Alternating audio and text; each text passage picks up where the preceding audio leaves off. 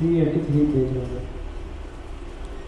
اے اولاد آدم علیہ السلام، ہم نے تم پر لباس نازل کیا ہے کہ تمہارے جسم کے قابل شرم حصوں کو ڈھانکے اور تمہارے لیے جسم کی حفاظت اور زینت کا ذریعہ بھی ہو، اور بہترین لباس تقویٰ کا لباس ہے. یہ اللہ کی نشانیوں میں سے ایک نشانی ہے، شاید کہ لوگ اس سے سبق لیں. اے بنی آدم علیہ السلام، ایسا نہ ہو کہ شیطان تمہیں پھر اسی طرح فتنے میں مبتلا کر دے جس طرح اس نے تمہارے والدین کو جنت سے نکلوایا تھا اور ان کے لباس ان پر سے اتروا دیے تھے تاکہ ان کی شرم گاہیں ایک دوسرے کے سامنے کھولے، اور وہ اس کے ساتھ بھی تمہیں ایسی جگہ سے دیکھتے ہیں جہاں سے تم انہیں نہیں دیکھ سکتے. ان شیاطین کو ہم نے ان لوگوں کا سرپرست بنا دیا ہے جو ایمان نہیں لاتے. یہ بڑی خوبصورت آیات ہیں. اللہ دیکھیں اللہ تعالیٰ کتنے پیار سے کہہ رہا ہے، یا بنی آدم لا یفتننکم الشیطان، اے میرے بندے تمہیں شیطان اپنے جھانس سے نہ لا پائے. بیک گراؤنڈ دیکھیں تو شیطان لڑ کے چلا گیا ہے، اور یہ کہہ کے چلا گیا ہے کہ میں دائیں سے بائیں سے اوپر سے نیچے سے چہار اطراف سے جو ہے وہ میں تیرے بندوں پر حملہ کروں گا، طرح طرح کے وسوسے کروں گا، اور ولا تجد اکثرهم شاکرین، تو اکثر کو شکر گزار نہیں پائے گا. یعنی ایک بڑی دنیا کو میں اپنے ساتھ لے چلوں گا، اور جو ہے اللہ تعالیٰ نے کہا کہ ٹھیک ہے جو تیرے ساتھ چلے گا وہ تیرے ساتھ جہنم میں جائے گا، لیکن میرے بندے جو ہیں ان پر تیری، یہ اللہ کی آیت ہے کہ میرے بندے جو ہیں ان پر تیرے جو حربے ہیں نا یہ کارگر نہیں ہو سکیں گے. اٹ مینس کہ اللہ کے جو بندے ہوتے ہیں جن کا ایمان مضبوط ہوتا ہے، جن کی نظر آخرت پر ہوتی ہے، وہ شیطانی وسوسے ان کا بال بھی بیکا نہیں کر سکتے. شیطان بہت بڑی بلا ہوگا لیکن ایمان کے مقابلے میں شیطان کچھ بھی نہیں ہے. تو یہاں پر دیکھ لیں کہ جیسے حضرت آدم سے غلطی ہوئی تو شیطان کو پہلی شکست یہ ہوئی کہ انہوں نے فوراً توبہ کی، اور بڑی خوبصورت دعا جو ہر آدم کو غلطی پر مانگنی چاہیے کہ ربنا ظلمنا انفسنا وان لم تغفر لنا وترحمنا لنکونن من الخاسرین. اچھا اللہ تعالیٰ نے ٹھیک ہے معاف تو کر دیا، لیکن اللہ تعالیٰ کا اصول وہی ہے کہ بندے دنیا میں جائیں گے اور اپنی اپنی زندگیاں گزار کے واپس آئیں گے اور پھر ان کا حساب ہوگا. اب قال فیہا، اے اولاد آدم، لباس کے احکامات ہیں بڑے امپورٹنٹ. یا بنی آدم قد انزلنا علیکم لباس، اے اولاد آدم ہم نے تم پر لباس نازل کیا ہے کہ تمہارے جسم کے قابل شرم حصوں کو ڈھانکے. اس کا مطلب ہوا کہ لباس ڈھانکنے کے لیے ہوتا ہے وہ لباس جو آپ پہن کے بھی ننگے ہوں، وہ لباس جو پہننے کے باوجود آپ کے جسم کو ظاہر کر رہا ہو. اس میں دو چیزیں ہیں، ایک تو وہ جو خواتین کو پہننے کا شوق ہوتا ہے کہ وہ جالی والا لباس کے اندر سے جسم نظر آ رہا ہوتا ہے، اور اس کو پروموٹ کیا جاتا ہے ایکٹریسز کے تھرو. یہ ایکٹریس آپ کی چونکہ رول ماڈلز ہیں تو ڈراموں میں یہ جو کپڑے پہنتی ہیں تو خواتین کا دل کرتا ہے کہ یہ چونکہ فیشن ہے اور یہ چونکہ فلانی نے پہنا ہے اور فلانی خان نے اور فلانی خان نے پہنا ہے تو مجھے بھی اب یہی پہننا ہے. تو یہ جو لباس پہنتی ہیں یہ بیسیکلی ماڈلنگ ہوتی ہے، فیشن کی پروموشن ہوتی ہے، برانڈ پروموشن ہوتی ہے کہ یہ لباس پہنا جائے. اب وہ لباس اس قدر ٹائٹ ہو، نمبر ایک کہ آپ کا جسم اس میں سے ظاہر ہو رہا ہو، وہ منع ہے. یعنی مردوں پر بھی بہت ٹائٹ لباس اور عورتوں پہ تو پھر بالخصوص ٹائٹ لباس، تو وہ منع ہے. اسی طریقے سے جو لباس جو پہننے کے باوجود آپ کو نہ ڈھانکے، یعنی آپ اس میں نظر آ رہے ہو، آپ کی باڈی ایکسپوز ہو رہی ہو، تو وہ بھی پھر حرام. ہم نے تم پر لباس نازل کیا ہے کہ لباس کا مقصد کیا ہے؟ نمبر ایک مقصد یہ ہے کہ تمہارے جسم کے قابل شرم حصوں کو ڈھانکے، اور نمبر دو مقصد یہ ہے تمہارے لیے جسم کی حفاظت، اور نمبر تین مقصد یہ ہے کہ زینت کا ذریعہ بنے. ایک لباس آپ کو خوبصورت بنا رہا ہو، اس کا مطلب یہ ہے کہ بھدا لباس پہننا بھی یا اچھا لباس نہ پہننا بھی اچھی بات نہیں. یہ بھی حکم ہے کہ لباس ایسا ہو کہ جو آپ جس سے آپ خوبصورت لگے. اب کچھ لوگ جو ہے وہ فیشن کے چکر میں اس قدر آگے نکل جاتے ہیں کہ وہ ان پر عجیب بھونڈا سا وہ لباس لگ رہا ہوتا ہے. تو کوئی مناسب، یعنی ایک آپ کی حفاظت کرتا ہو، ایک آپ کو خوبصورت بناتا ہو، اور ایک جو ہے آپ کے قابل شرم حصوں کو، آپ کے ستر کو وہ مکمل ڈھانک رہا ہو. دس از کالڈ لباس. اور آگے چل کے ایک اور بات کی کہ ایک عورت یا ایک مرد صاف ستھرا پاک پکیزہ لباس پہن لے جس نے اس کا ستر بھی ڈھانکا ہو، لیکن تقویٰ کا لباس نہ پہنا ہو. اس کا مطلب یہ ہے کہ پردہ کرنے کے باوجود بھی اگر آنکھ میں اور دل میں پردہ نہیں ہے تو پردے کا فائدہ پھر نہیں ہوگا. تو یہ تو بڑے کیس ہیں، یہ تو بڑے کیس ہیں کہ بہت ساری بے پردہ ٹھیک نکل آتی ہیں، بہت ساری با پردہ جو ہے ان میں مسائل ہوتے ہیں. یہ تو اندر کے دل کے اندر حیا نہ ہو، انسان کی آنکھ میں حیا نہ ہو، انسان بندہ ہی بے حیا ہو، لباس میں اس نے چاہے نقاب پہنا ہو، چاہے حجاب لیا ہو، چاہے داڑھی رکھی ہو 1 فٹ کی، ٹھیک ہے، تو یہ بیماری تو ہر کسی کو ہے، بڑی بڑی داڑیاں اور نظر کی بیماری، بد نظری کر رہے ہیں۔ تو اصل چیز یہ ہے کہ لباس التقوی، کہ آپ کے جسم نے تقوی کا لباس پہنا ہو، آپ کی آنکھوں نے تقوی کا لباس پہنا ہو، آپ کے دل نے تقوی کا لباس پہنا ہو۔ اب کوئی یہ کہے کہ میرے دل میں حیا ہے اور لباس اس کا حیادار نہ ہو، وہ بھی غلط ہے، اور کوئی لباس حیادار پہن لے اور اس کے دل اور نظر اور عمل میں حیا نہ ہو، وہ بھی غلط ہے۔ یہ دونوں چیزیں ساتھ ساتھ چلیں گی۔ اب کچھ لوگ یہ کہتے ہیں کہ پردہ تو آنکھ کا ہوتا ہے، پردہ تو دل کا ہوتا ہے، وغیرہ وغیرہ وغیرہ، بس نیت ٹھیک ہونی چاہیے، جو مرضی پہن لو، یہ بھی غلط ہے بھائی۔ آپ نے اسلام کے حکم کو پوری طرح فالو کرنا ہے۔ ایک بندہ نماز پڑھ رہا ہو، نماز میں وہ اللہ اکبر پڑھ کے رکوع پورے ہیں، سجدے پورے ہیں، اور اللہ اکبر پڑھ کے اندر وہ کوئی جو ہے وہ انگلش سانگ گانے لگ پڑے، اب جو بندہ اسے دیکھ رہا ہے اسے تو یہ لگے گا اس کی نماز بالکل ٹھیک ہے، وہ تو اسے رکوع پورے، سجدے پورے، ایک تحمل سے اس نے نماز پڑھی ہے، لیکن اندر جو اس نے نماز میں اگر دعائیں نہیں پڑھی، نماز فاتحہ ہی نہیں پڑھی، تو اس کی نماز ہوگی نہیں ہوگی، بظاہر لگ رہا ہوگا کہ یہ اس کی نماز ہو گئی ہے۔ تو ظاہری بات ہے، پھر کوئی بندہ یہ کہے کہ نماز کا مقصد تو اللہ کا ذکر کرنا ہے، تو میں مسجد جا کے اللہ اکبر کر کے جو باقاعدہ نماز کا آپ نے طریقہ بتایا ہے وہ تو نہیں کرتا، لیکن اتنی دیر میں 10 منٹ گھر میں بیٹھ کے اللہ کو یاد کر لیتا ہوں، یا مسجد میں جا کے میں کونے میں بیٹھ کے ذکر کرنے لگ پڑتا ہوں، نماز کا مقصد بھی اللہ کو یاد کرنا ہے، میں ویسے اللہ کو یاد کر لیتا ہوں، تو کیا وہ ٹھیک ہے؟ وہ بھی ٹھیک نہیں۔ یعنی آپ نے حکم کے جو پروز اینڈ کانز ہیں اور جو اس کے پروٹوکولز ہیں وہ بھی پورے کرنے ہیں، پلس جو اس کی اسپرچل مقصد پیچھے کار فرما ہے وہ بھی پورا کرنا ہے۔ ایک چیز پورا کرنے سے حکم پورا نہیں ہوتا۔ نماز پڑھنی ہے تو وضو بھی کرنا ہے، اس کے فرائض بھی پورے کرنے ہیں، پلس نماز کے اندر اللہ کو یاد بھی کرنا ہے، خشوع خضوع بھی ہونا چاہیے، تو یہ نماز آپ کی ہو گئی۔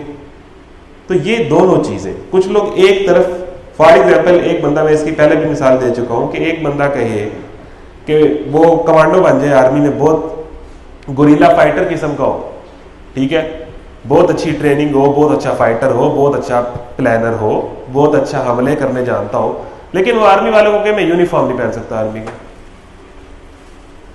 باقی سارے آپ کے کام میں کر لوں گا، یونیفارم میں آپ کو نہیں پہن سکتا، آرمی اس کو نہیں رکھے گی کہ بھائی یونیفارم تو ہمارا پروٹوکول ہے، یونیفارم تو لازمی۔ تو اسلام کا یونیفارم جو ہے وہ تو پہننا پڑے گا نا، چاہے آپ جتنے مرضی اسلامی ہو، تو آپ کو پورے پروٹوکولز پورے کرنے پڑتے ہیں، کسی بھی چیز کے جو ڈیمانڈ ہوتی ہے وہ پوری کرنی پڑتی ہے۔ تو جب لباس ہے، خاتون کا اگر مقرر کیا ہے اور سطر رکھا ہے، مرد کا مقرر کیا سطر رکھا ہے، پلس وہی بات کہ داڑھی رکھ کے بھی گناہ کرو گے تو داڑھی بھی نہ رکھو، بھائی داڑھی رکھو، کیوں نہ رکھو، وہ بھی اچھی بات ہے، اور گناہ سے بچنا ہے، دونوں کام کرنے ہیں، دونوں ہی کام کرنے ہیں، یعنی پورا کام کرنا ہے نا۔ ہم نے تم پر لباس نازل کیا تمہارے جسم کے قابل شرم حصوں کو ڈھانک کے تمہارے لیے جسم کی حفاظت اور زینت کا ذریعہ بھی ہو، اور پلس یہ کہہ دیا کہ یہ ساری چیزیں ہوں لیکن تقوی نہ ہو تو فائدہ نہیں ہے۔ بہترین لباس تقوی کا لباس ہے، یہ اللہ کی نشانیوں میں سے ایک نشانی ہے، شاید کہ لوگ اس سے سبق لیں۔ اے بنی آدم، اب ہم نے لباس کی 3 شرائط پڑھ لی۔ لباس کی پہلی شرط، آپ کا سطر ڈھانک رہا ہو، ٹھیک ہے جی، وہ مردوں کا سطر اور ہے، خواتین کا سطر اور ہے، ٹھیک ہے جی۔ خواتین کے سطر میں تو بس کہا جاتا ہے نا کہ صرف آپ کا چہرہ ہے اور آپ کے ہاتھ ہے، اس کے علاوہ تو آپ کا سارا سطر ہے، ٹھیک ہے نا۔ تو خواتین کے تو ایسا نہیں ہے، خواتین کے تو پورے جسم میں جو ہے وہ مرد کے لیے کشش رکھی ہے، تو یہ تو ان کا اسی طرح ہی، تو ان کا سطر اور ہے۔ پھر خاتون کے سامنے بھی اپنے بہت سارے حصوں کو ایکسپوز نہیں کر سکتی، یہ کہ مرد کے سامنے نہیں، خاتون، اور خاتون کا بھی ایک علیحدہ سطر ہے، وہاں بھی ایسا نہیں ہے کہ آپ بالکل سطر کا خیال نہ رکھیں۔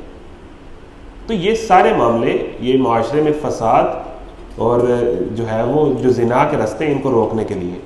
پھر مرد اور مرد کا سطر آپ دیکھ لیں، اب کہاں سے لے کے کہاں تک، ناف سے لے کے گھٹنے تک۔ اب آپ کی جو فٹ بال جتنے کھیلتے ہیں ان کے گوڑے ننگے ہوتے ہیں، غلط بات نہیں ہونی چاہیے۔ آپ شارٹس پہن کے فٹ بال کھیل لیں، آپ یہاں کوئی وہ جو پہن لیتے ہیں فٹ بالرز وہ پہن لیں، لیکن یہ ایک اللہ کے حکم کی خلاف ورزی ہے کہ گوڑا ننگا کرنا، گھٹنا ننگا نہیں ہونا چاہیے، بھئی ایک اللہ کا حکم ہے، آپ کیوں نہیں مان رہے اس کو؟ اس نے سطر میں رکھا ہے اس کو کہ آپ کا گھٹنا نظر نہیں آنا چاہیے، ٹھیک ہے؟ اسی طریقے سے آپ کی ناف نظر نہیں ہے، ناف سے گھٹنے تک تو یہ پکا سطر ہے نا. اب کوئی بندہ صرف یہ دھوتی پہن کے باہر آ جائے کہ میں سطر پورا کر رہا ہوں، تو اسے لباس کا دوسرا مقصد، لباس کا پہلا مقصد کیا ہے؟ سطر ڈھانک رہا ہوں، وہ خاتون کا علیحدہ ہے، مرد کا علیحدہ ہے. لباس کا پہلا مقصد یہ ہو گیا. دوسرا مقصد یہ ہے کہ لباس آپ کی حفاظت کر رہا ہو، ٹھیک ہے نا. لباس تیسرا مقصد یہ ہے کہ وہ آپ کو خوبصورت لگ رہا ہو. اب دھوتی پہن کے آپ بالکل ننگے سے آ جائیں گے تو ظاہری بات ہے کہ آپ اچھے نہیں لگیں گے. تو وہ آپ کو خوبصورت بھی بنا رہا ہو، وہ آپ کو اچھا بھی لگ رہا ہو، وہ آپ کو جچ رہا ہو، ٹھیک ہے نا. تو وہ بھی لباس کا مقصد ہے. پھر یہی ہے کہ لباس بہت زیادہ ٹائٹ نہ ہو، وہ بھی اس میں آ گیا کہ، اور لباس بہت زیادہ کہہ لیں کہ کھلا بھی نہ ہو، ایکسٹرا آرڈنری کھلا کہ بالکل ہی عجیب سا بندہ لگ رہا ہو. اسی طرح چست لباس جو آپ کو ضرورت سے زیادہ اتنا خوبصورت بنا دے کہ دوسرے بندے کی طرف آپ کی غیر ضروری کشش ہونے لگے. تو اس قدر خوبصورت نہیں بننا ہے، اس قدر خوبصورت بننا ہے آپ نے اپنی شوہر کے سامنے، اپنی بیوی کے سامنے. یہ تو میاں بیوی کا رشتہ ہے نا. باہر کے لوگوں کے سامنے اس قدر ٹائٹ لباس پہن لینا کہ جو ہے وہ بے حیائی پھیلنے لگ پڑے تو ظاہری بات ہے وہ بھی. پھر لباس ٹائٹ نہ ہو، لباس چست نہ ہو. تو یہ سارے لباس میں اصولی چیزیں ہیں. اب جو لباس ٹائٹ نہیں ہے، جو لباس آپ کو زینت آپ کی پوری کر رہا ہے، جو لباس آپ کا سطر ڈھانک رہا ہے، ان اصولوں کو پورا کرتا ہوا لباس اگر پینٹ شرٹ ہے پہنے، ان اصولوں کو پورا کرتا ہوا لباس شلوار قمیض ہے پہنے.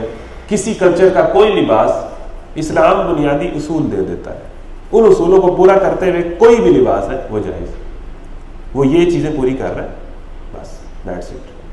تو اس میں کیا پینٹ شرٹ اور کیا شلوار قمیض، جو مرضی پہنے. یہ تو کوئی بات نہیں ہے کہ بھائی پینٹ شرٹ نہیں، تو کوئی بات نہیں. پھر یہ کہ ٹائی لگا لے تو جناب یہ سلیو لگا لی ہے اس نے، یہ بھی کوئی بات نہیں. یہ تو اہم ہی بات ہے. او بھائی کیا یہ کیا بات ہے کہ سلیو لگا، یہ تو کوئی بات نہیں. اتنی اتنی چیزوں سے جناب وہ اس طرح، یہ تو اس طرح نہیں ہے. جو لباس آپ کو اچھا لگ رہا ہے، ٹائٹ نہیں ہے، آپ کو خوبصورت بنا رہا ہے، آپ کا سطر ڈھانک رہا ہے، پہنے. سو بسم اللہ پہنے، سو بسم اللہ پہنے. چلیں جی. یہ لوگ جب کوئی شرمناک کام کرتے ہیں تو کہتے ہیں ہم نے اپنے باپ دادوں کو اسی طریقہ پر پایا ہے اور اللہ ہی نے ہمیں ایسا کرنے کا حکم دیا ہے. ان سے کہو اللہ بے حیائی کا حکم کبھی نہیں دیا کرتا. کیا تم اللہ کا نام لے کر وہ باتیں کہتے ہو جن کے متعلق تمہیں علم نہیں کہ وہ اللہ کی طرف سے ہیں؟ اے نبی صلی اللہ علیہ وسلم ان سے کہو میرے رب نے تو راستی انصاف کا حکم دیا ہے، اور اس کا حکم تو یہ ہے کہ ہر عبادت میں اپنا رخ ٹھیک رکھو اور اسی کو پکارو اپنے دین کو اس کے لیے خالص رکھ کر. جس طرح اس نے تمہیں اب پیدا کیا ہے اسی طرح تم پھر پیدا کیے جاؤ گے. ایک گروہ کو تو اس نے سیدھا رستہ دکھا دیا ہے مگر دوسرے گروہ پر گمراہی چسپاں ہو کر رہ گئی ہے، کیونکہ انہوں نے خدا کے بجائے شیاطین کو اپنا سرپرست بنا لیا ہے اور وہ سمجھ رہے ہیں کہ ہم سیدھی راہ پر ہیں. اے بنی آدم علیہ السلام، ہر عبادت کے موقع پر اپنی زینت سے آراستہ رہو اور کھاؤ اور پیو اور حد سے تجاوز نہ کرو. اللہ حد سے بڑھنے والوں کو پسند نہیں کرتا. اے نبی صلی اللہ علیہ وسلم ان سے کہو کس نے اللہ کی اس زینت کو حرام کر دیا جسے اللہ نے اپنے بندوں کے لیے نکالا تھا، اور کس نے خدا کی بخشی ہوئی پاک چیزیں ممنوع کر دی؟ کہو یہ ساری چیزیں دنیا کی زندگی میں بے ایمان لانے والوں کے لیے ہیں اور قیامت کے روز تو خالصتاً انہی کے لیے ہوں گی. اسی طرح ہم نے اپنی باتیں صاف صاف بیان کرتے ہیں ان لوگوں کے لیے جو علم رکھنے والے ہیں. اے نبی اچھا دیکھ لیں، اب دو باتیں یہاں پر آ گئیں کہ شیطان آپ کو وہاں سے دیکھ لیتا ہے جہاں سے آپ نہیں دیکھ سکتے، یعنی وہ آپ کی ویکنس کو جانتا ہے. شیطان کو پتا ہے کہ کس بندے کی کیا ویکنس ہے اور میں نے اس کو وہاں پر کیسے پھنسانا ہے. اچھا جب ان لوگوں کو بے حیائی سے روکا جاتا ہے تو یہ کہتے ہیں کہ ہم نے اپنے باپ دادا کو اسی طریقے پر پایا ہے اور اللہ ہی نے ہمیں ایسا کرنے کا حکم دیا. یعنی میں اگر بے حیا ہوں تو ایک تو یہ ہے کہ یہ اللہ کی مرضی ہے، اللہ نے ایسا کرنے کا حکم دیا ہے. دوسرا یہ ہے کہ باپ دادا کو اسی طریقے پر پایا ہے. ابھی پچھلے دنوں پرانی بات ہو گئی کہ بات ہوئی یہ جو ہے عورت، یہ جس کو مجرا کہتے ہیں، لفظ بڑا عجیب ہے، اس کے خلاف جب بات ہوئی تو ایک ٹویٹ آیا بڑی جانی مانی صحافی کا کہ یہ ہمارا کلچر رہا ہے برے صغیر کا، یہ جو عورت کا اس طرح ناچنا ہے یہ تو بادشاہوں مغلیہ دور سے کلچر چلا آ رہا ہے، تو اپنے کلچر کو کیسے بھول جائیں؟ اندازہ کرو، سیم وہی بات کہ ہم نے اپنے باپ دادا کو اسی طریقے پر پایا، یہ ہمارا کلچر ہے، یہ تو انڈو پاک کا کلچر ہے، ان روایات کو کیسے بھولیں؟ کلچر کے نام پہ کچھ بھی. تو اللہ کہتا ہے کہ اگر تمہارے باپ دادا بے حیا تھے تو کیا تم بھی بے حیا بنو گے؟ اگر باپ دادا غلط تھے تو وہ غلط کو تو نہیں اس بات پہ کہ باپ دادا کر رہے ہیں یا بہت سینئر کر رہے ہیں، بہت بڑا سیلیبریٹی غلط کر رہا ہے تو اب آپ بھی غلط کریں.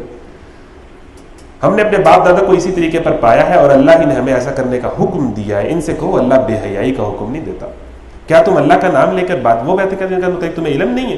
اے محمد ان سے کہو میرے رب نے تو راستی انصاف کا حکم دیا. آگے اللہ نے جو بات کی وہ بڑی خوبصورت ہے کہ ان سے کہو کہ تم پر کس نے اللہ کی زینت کو حرام کیا، یعنی جن چیزوں کو اللہ تعالیٰ نے حلال کیا ہے نا، اللہ پسند کرتا ہے کہ بندے ان کو انجوائے کرے. اب سفر میں جو بندہ بہت نیک ہو کے قصر نماز نہ پڑھ رہا ہو، پوری نماز پڑھے تو وہ اللہ کو پسند نہیں. جہاں پر اللہ نے سہولت دی ہے اس کو انجوائے کرے اللہ کے حکم سے. پھر یہ ہے کہ حلال چیزیں بھی کوئی بندہ اپنے اوپر حرام کر لے رہبانیت کے چکر میں یا بہت زیادہ اسپرچل گین کے چکر میں کہ بہت قریب ہو رہا ہوں، وہ بھی ٹھیک نہیں. تو جن چیزوں کو اللہ نے حلال کیا اللہ اس کو پسند کرتا ہے کہ میرے بندے میری ان سہولتوں کو انجوائے کریں. تم پر کس نے اللہ کی زینتیں حرام کر دی؟ پھر لباس کے متعلق جو ہے وہ یہ بھی ہے کہ اللہ خوبصورت ہے اور خوبصورتی کو پسند کرتا ہے. ٹھیک ہے، ہر عبادت کے موقع پر اپنی زینت سے آراستہ رہو. اب کیا ہے کہ اللہ تعالیٰ کہہ رہے ہیں کہ جب میرے پاس آؤ تو خوبصورت ہو کے آؤ. اب یہ دیکھ لیں مسجدوں میں ٹوپیاں پڑی ہوتی ہیں، جو جان کی مٹی گندی پرانی ٹوپیاں. اللہ کیا کہہ رہا ہے میرے سامنے؟ زینت کے ساتھ آؤ. تو کام کی ٹوپی پہن لو، یہ اچھی ٹوپیاں ملتی ہیں دکانوں سے. اب وہ پہن لیتے ہیں اور جس نے نہ پہنی ہو پیچھے سے ایک رکھ رہا ہوتا ہے سروں پہ ٹوپیاں تاکہ ان کی نماز قبول ہو جائے، ساروں کی جو بغیر ٹوپی کے پڑھ رہا ہے. ہاں لباس میں ان چیزوں کا خیال ہے. ٹھیک ہے، باقی یہ ایسا نہیں ہے کہ آپ کا سطر اگر ڈھانکا جا رہا ہے تو نماز تو آپ کی ہو گئی، لیکن یہ ایسی چیزیں ہیں کہ جو ایڈیشنل چیزیں ہیں، اچھی چیزیں ہیں. مطلب بعض اوقات اگر نہیں بھی ٹھیک اس بہانے لوگ نمازیں بڑی چھوڑ دیتے ہیں نا، وہ لباس میں ٹھیک نماز نہیں پڑھنی، یہ دوسرا بہانہ پکڑ لیتی ہے نا، گوم کا پتہ بھی نہیں چلتا. تو نماز تو پڑھنی ہے، نماز تو پڑھنی ہے. لباس اگر ایسا ویسا ہے نماز تو پڑھنی ہے، لیکن یہ ہے کہ باقی خوبصورت ہو کے اللہ کے سامنے جانا چاہیے. ہر عبادت کے موقع پر اپنی زینت سے آراستہ رہو اور کھاؤ پیو اور حد سے تجاوز نہ کرو. اللہ حد سے بڑھنے والوں کو پسند. ہر چیز میں اللہ تعالیٰ کہتا ہے کہ بس بیلنس رہنا چاہیے، حد سے زیادہ بڑھنے والے کو اللہ پسند نہیں کرتا. اے محمد صلی اللہ علیہ وسلم ان سے کہو کس نے اللہ کی اس زینت کو حرام کر دیا جسے اللہ نے اپنے بندوں کے لیے نکالا تھا؟ کس نے خدا کی بخشی ہوئی پاک چیزیں ممنوع کر دیں؟ کہو یہ ساری چیزیں دنیا کی زندگی میں بھی ایمان لانے والوں کے لیے ہیں اور قیامت کے روز تو خالصتاً انہی کے لیے ہوں گی.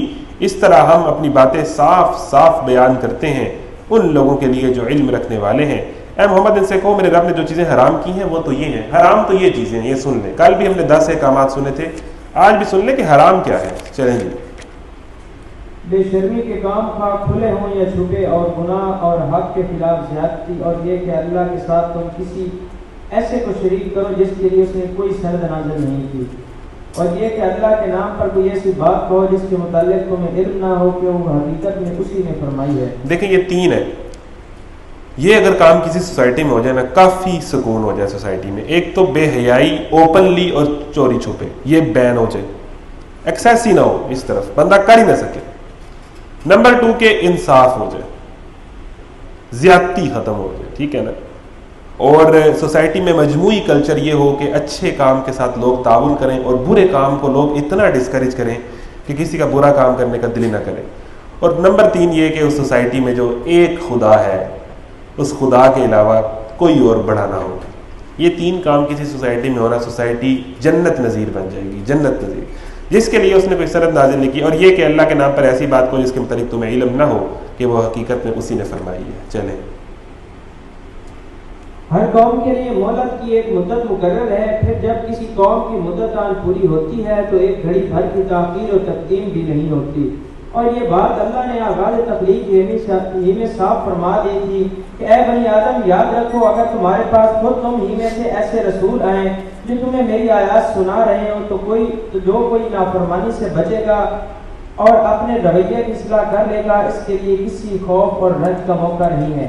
اور جو لوگ ہماری آیات کو جھٹلائیں گے اور ان کے مقابلے میں سرکشی برتیں گے وہی اہل دوزخ ہوں گے جہاں وہ ہمیشہ رہیں گے.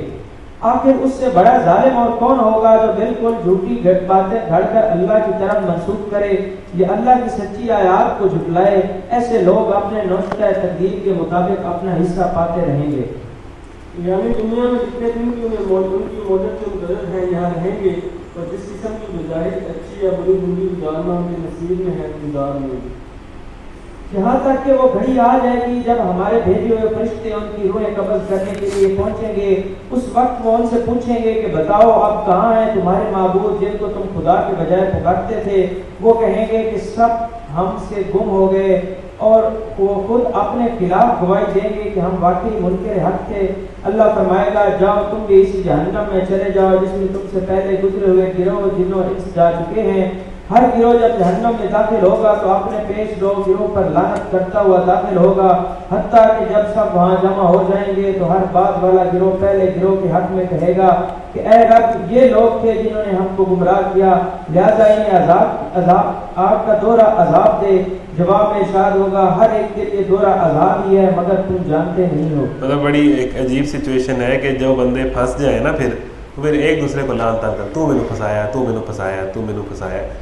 تو یہ ایک دوسرے کے پیچھے فالو کرنے والے، ایک دوسرے کو ہر غلط کام کے اندر اور ہلا شیری دینے والے، ان میں سے ہر گروہ دوسرے گروہ پہ لعنت کرتا ہوا جہنم میں داخل ہوگا اور کہے گا کہ یا اللہ اس نے مجھے پھنسایا ہے تو اس کو دوہرا عذاب دے۔ وہ کہے گا یا اللہ اس نے مجھے پھنسایا ہے اس کو دوہرا عذاب دے، تو اللہ تعالیٰ کہے گا کہ سب کو دوہرا عذاب ملے گا، یعنی کوئی ساروں کے لیے دوہرا عذاب۔ یہ لوگ تھے جنہوں نے ہم کو گمراہ کیا، لہذا انہیں آگ کا دوہرا عذاب دے۔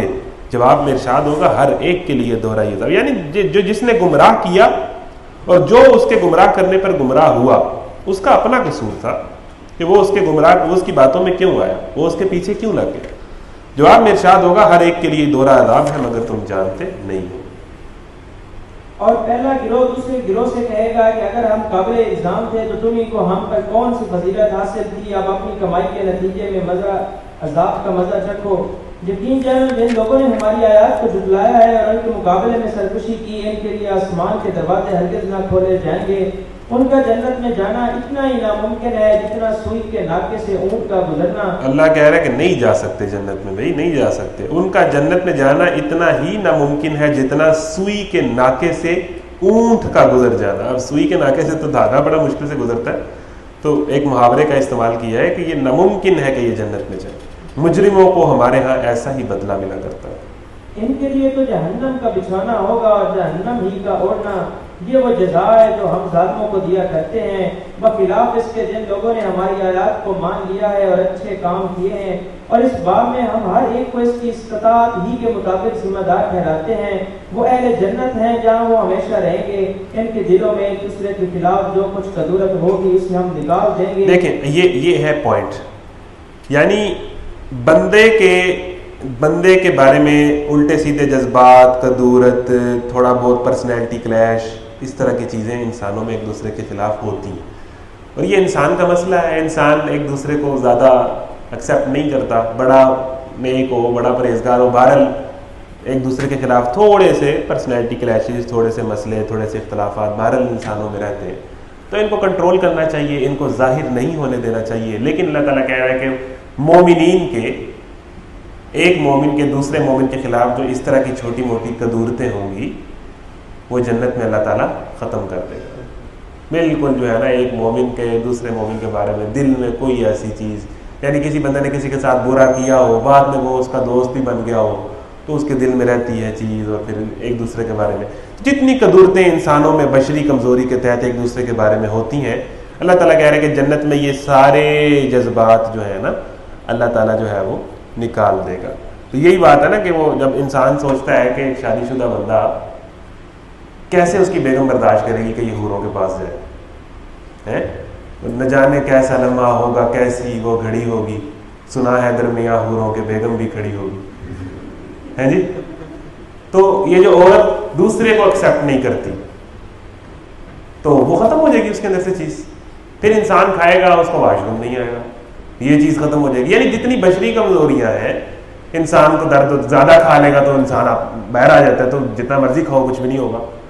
تو یہ چیزیں جو انسان کی بشری کمزوریاں ظاہر کرتی ہیں، اس لیے کسی عورت کو کسی عورت سے مسئلہ نہیں ہوگا، کسی بندے کو کسی بندے سے مسئلہ نہیں ہوگا، ہر بندہ انجوائے کر رہا ہے، کوئی ایشو نہیں ہے۔ تو اہل جنت کی آپس میں جو قدورتیں ہیں وہ ہم نکال دیں گے۔ ان کے نیچے نہریں بہتی ہوں گی اور وہ کہیں گے کہ تعریف خدا ہی کے لیے ہے جس نے ہمیں یہ راستہ دکھایا، ہم خود نہ راہ پا سکتے تھے اگر خدا ہماری رہنمائی نہ کرتا.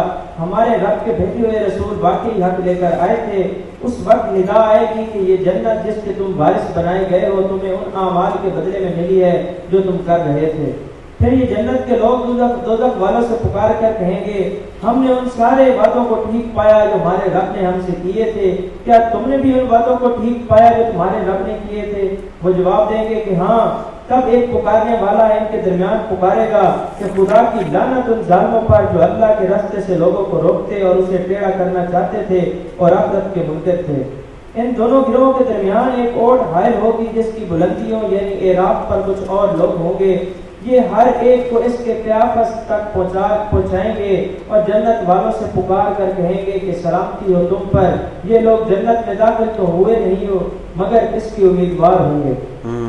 یعنی اصحاب الاعراف وہ لوگ ہیں جن کی زندگی کا نہ تو مثبت پہلو ہی اتنا کبھی ہوگا کہ جنت میں داخل ہو سکیں اور نہ منفی پہلو ہی اتنا خراب ہوگا کہ دوزخ میں جھونک دیے جائیں.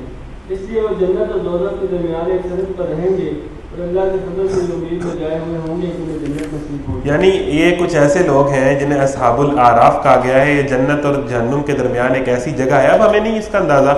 جنت بھی ایسی چیز ہے, جہنم بھی ایسی چیز ہے, اعراف بھی ایسی چیز ہے, قبر کا عذاب, یہ ساری چیزیں جو غیب کی باتیں ہیں انسان ان کے متعلق ادراک نہیں کر سکتا. اس طرح ایک حدیث ہے کہ جنت ایک ایسی چیز ہے جس کے متعلق نہ کسی کان نے سنا, نہ کسی ذہن نے سوچا اور نہ کسی آنکھ نے دیکھا. یعنی آپ یہ جو کہتے ہیں نا بہت کریٹیو لوگ ہوتے ہیں جو بہت اچھا چیزوں کو ڈیزائن کر لیتے ہیں, جن کی امیجنیشن پاور بڑی کمال ہوتی ہے. یعنی دنیا کے ٹاپ پینٹرز آپ اکٹھے کریں جن کی امیجنیشن پاور اخیر قسم کی ہو, ڈیزائنرز ہو, انہیں کہیں کہ جنت کو ڈیزائن کرو, تو انسانی پرسیپشن میں وہ قوت ہی نہیں ہے کہ وہ جنت کو ڈیزائن کر سکے. وہ ایک اس الگ لیول کی چیز ہے. اسی طرح جہنم کا معاملہ ہے کہ وہ خوف اور بے بسی اور اذیت کی ایسی جگہ ہے کہ انسان اس کا اندازہ ہی نہیں کر سکتا کہ وہ کیا چیز ہے. تو یہی اعراف ہے. اعراف کا بھی ہمیں, لیکن یہ ایسے لوگ ہیں کہ جن کی نیکیاں اور گناہ برابر ہو جائیں گے. اب ایسا تو نہیں ہے کہ 225 نیکیاں 225 گناہ ہے. یعنی ان کی زندگی میں یہی ڈاواں ڈول گناہ نیکی نا مکس قسم کا ان کا حساب ہوگا. تو اللہ تعالیٰ ایسے لوگوں پہ رحم یہ کرے گا کہ ان کو جہنم میں نہیں ڈالے گا, لیکن یہ لٹکے ہوں گے درمیان. یہ کوئی اچھی حالت میں تو نہیں ہوں گے کہ ایک بندہ نے یہ جب جنت والوں کی طرف دیکھیں گے تو یہ ان کو لالچ آئے گا یا اللہ ہمیں ادھر داخل کر دے, اور جب جہنم کی طرف دیکھیں گے تو وہ اسی پہ شکر ادا کریں گے کہ شکر ہے اس سے تو بچ گئے. تو یہ درمیان میں ہوں گے. ونادى اصحاب الاعراف, ایسے کچھ لوگ ہیں. ان کی کیا ہے, کیسے لوگ ہیں, کس طرح ان کا معاملہ ہوگا. تو اللہ تعالیٰ ان کو اپنے فضل سے جو ہے وہ بہرحال جہنم سے بچا لے گا. پھر ایک وقت آئے گا جنت میں چلے جائیں گے. اور جب ان کی نگاہیں دوزخ والوں کی طرف پھریں گی تو کہیں گے کہ اے رب ہمیں ظالم لوگوں میں شامل نہ کیجیے. پھر یہ اعراف کے لوگ دوزخ کی چند بڑی بڑی شخصیتوں کو ان کی علامتوں سے پہچان کر پکاریں گے کہ دیکھ لیا تم نے, آج نہ تمہارے جتھے تمہارے کسی کام آئے اور نہ وہ سارے سامان جن کو تم بڑی ہی چیز سمجھتے تھے. اور کیا یہ اہل جنت وہی لوگ نہیں ہیں جن کے متعلق تم قسمیں کھا کھا کر کہتے تھے کہ ان کو تو خدا اپنی رحمت میں سے کچھ نہ دے گا. آج انہیں سے کہا گیا کہ داخل ہو جاؤ جنت میں, تمہارے لیے نہ کوئی خوف ہے اور نہ ہلاک. اور دوزخ کے لوگ جنت والوں کو پکاریں گے کہ کچھ تھوڑا سا پانی ہم پر ڈال دو, یا جو رزق اللہ نے تمہیں دیا ہے اسی میں سے کچھ پھینک دو. وہ جواب دیں گے کہ اللہ نے یہ دونوں چیزیں ان منکرین حق پر حرام کر دی ہیں جنہوں نے اپنے دین کو کھیل اور تفریح بنا لیا تھا اور جنہیں دنیا کی زندگی نے فریب میں مبتلا کر رکھا تھا. یعنی وہی کہ دین کو سیریس ہی نہیں لیا. دین کو اپنی انہوں نے زندگی میں اپنی جوانی میں سیریس لیا ہی نہیں ہے, کھاتے میں رکھا ہی نہیں ہے, کھیل اور تفریح بنا لیا. بس میمز کی حد تک چل رہا ہے. میمز اللہ رسول کے دینی معاملات کے اوپر بھی میمز, مولویوں کے اوپر بھی میمز, بس میمز ہی میمز ہیں جی. دین کو کھیل اور تفریح بنا لیا تھا, مطلب شغل کی حد تک ہے, بس کوئی بہت زیادہ سیریس اس حوالے سے نہیں ہے.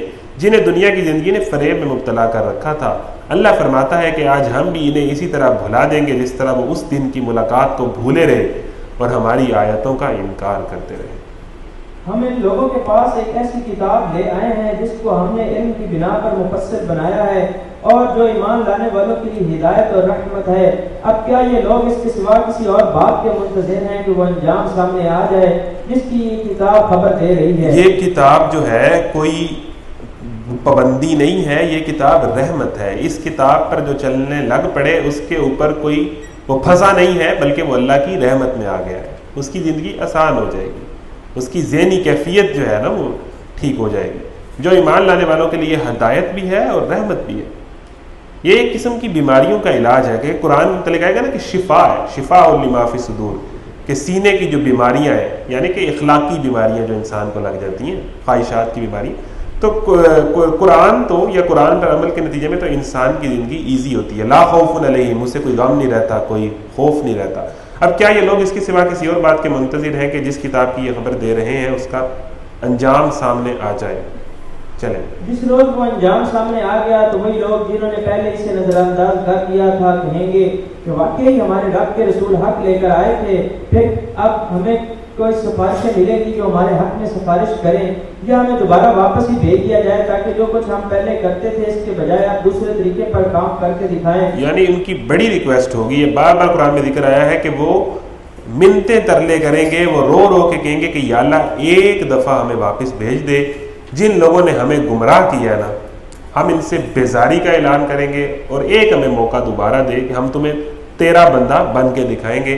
لیکن اللہ کہے گا نہیں، مہلت عمل جو تھی وہ اب ختم ہو چکی ہے۔ کیا ہے جی اس کی تفسیر لکھیے، یعنی وہ دوبارہ اس دنیا میں واپس آنے کی خواہش کریں گے اور کہیں گے کہ جس حقیقت کی ہمیں خبر دی گئی تھی اور اس وقت ہم نے نہ مانا تھا، اب مشاہدہ کر لینے کے بعد ہم اس سے واقف ہو گئے، لہذا اگر ہمیں دنیا میں پھر بھیج دیا جائے تو ہمارا طرز عمل وہ نہ ہوگا جو پہلے تھا۔ انہوں نے اپنے آپ کو خسارے میں ڈال دیا اور وہ سارے جھوٹ جو انہوں نے تصنیف کر رکھے تھے آج ان سے گم ہو گئے۔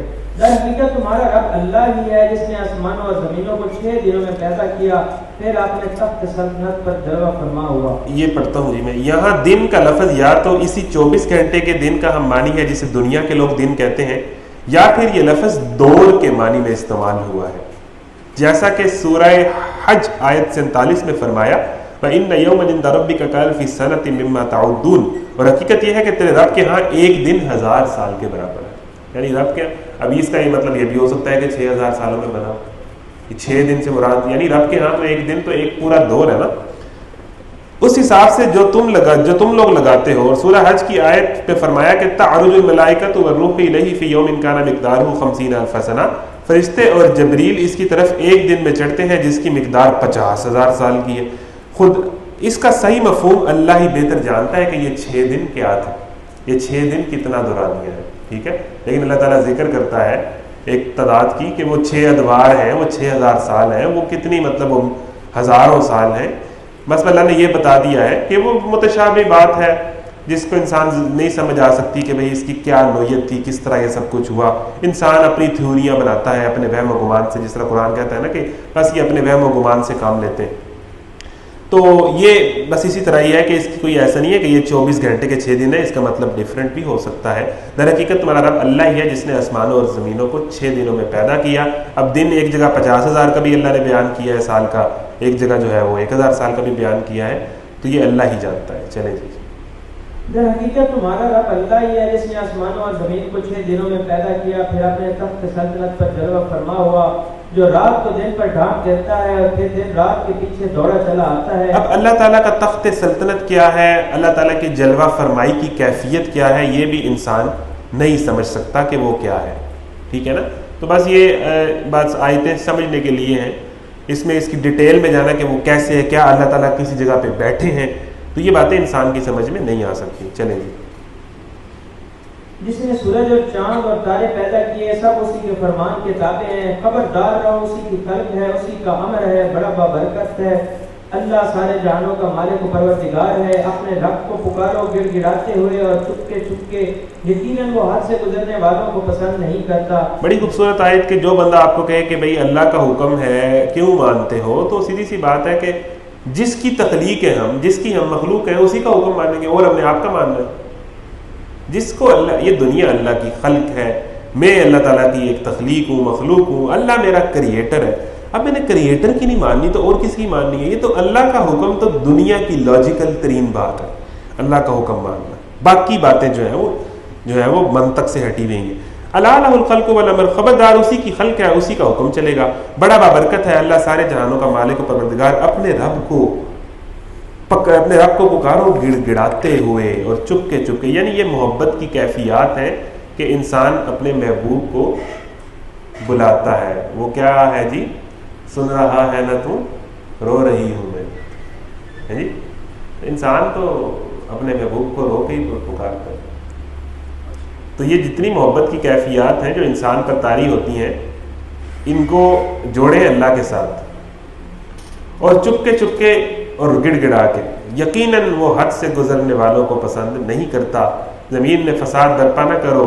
اچھا، جب ایک محبوب دوسرے محبوب کے لیے روتا ہے یا اپنے عاشق محبوب کے لیے روتا ہے، تو اس میں فرق کیا ہے کہ عاشق کو نہیں پتا ہوتا کہ یہ میرے لیے رو رہا ہے، لیکن یہاں جس سے آپ عشق کریں گے ادھر آپ کے محبوب کو پتا ہے کہ آپ کب اس کے لیے، کب، کہاں، کتنا، کیسے رو رہے ہیں.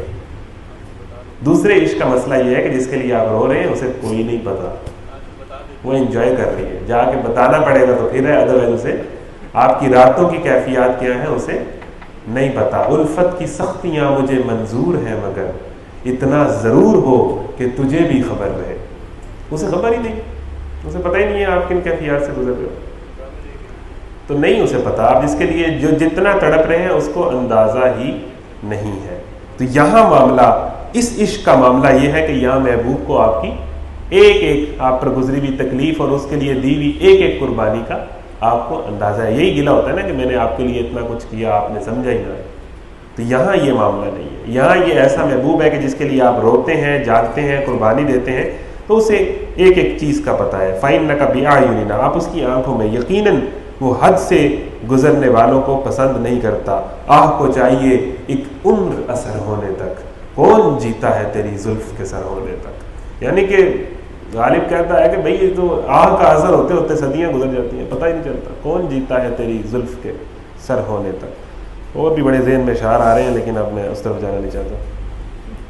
اور خدائی کو پکارو خوف کے ساتھ اور طمع کے ساتھ، یقیناً اللہ کی رحمت نیک کردار لوگوں سے قریب ہے. اور وہ اللہ ہی ہے جو ہواؤں کو اپنی رحمت کے آگے آگے خوشخبری لیے ہوئے بھیجتا ہے. جب وہ پانی سے لدے ہوئے بادل اٹھا لیتی ہیں تو انہیں کسی مردہ زمین کی طرف حرکت دیتا ہے، اور وہاں بھی برسا کر اس کی مری ہوئی زمین سے طرح طرح کے پھل نکال لاتا ہے.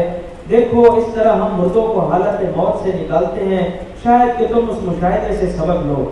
جو زمین اچھی ہوتی ہے وہ اپنے رب کے حکم سے خوب پھل پھول لاتی ہے، اور جو زمین خراب ہوتی ہے اس سے ناقص پیداوار کے سوا کچھ نہیں نکلتا. اسی طرح ہم نشانیوں کو بار بار پیش کرتے ہیں ان لوگوں کے لیے جو شکر گزار ہونے والے ہیں. ہم نے نوح علیہ السلام کو اس کی قوم کی طرف بھیجا. حضرت نوح علیہ السلام کی قوم اس علاقے میں رہتی تھی جسے آج عراق کے نام سے جانتے ہیں. اس نے کہا ہے برادران قوم، اللہ کی بندگی کرو، اس کے سوا تمہارا کوئی خدا نہیں ہے. میں تمہارے حق میں ایک ہولناک دن کے عذاب سے ڈرتا ہوں. اس کی قوم کے سرداران نے جواب دیا، ہم کو تو یہ نظر آتا ہے کہ تم سری گمراہی میں مبتلا ہو. انہوں نے کہا ہے برادران قوم، میں کسی گمراہی میں نہیں پڑا ہوں بلکہ میں رب العالمین کا رسول ہوں. تمہیں اپنے رب کے پیغامات پہنچاتا ہوں، تمہارا خیر خواہ ہوں، اور مجھے اللہ کی طرف سے وہ کچھ معلوم ہے جو تمہیں معلوم نہیں ہے. کیا تمہیں اس بات پر تعجب ہوا کہ تمہارے پاس خود تمہاری اپنی قوم سے ایک آدمی کے ذریعے سے تمہارے رب کی یاد دہانی آئی تاکہ تمہیں خبردار کرے اور تم غلط روی سے بچ جاؤ اور تم پر رحم کیا جائے؟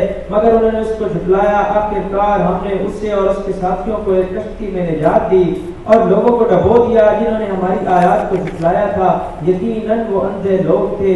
اور آج کی طرف ہم نے ان کے بھائی ہود علیہ السلام کو بھیجا.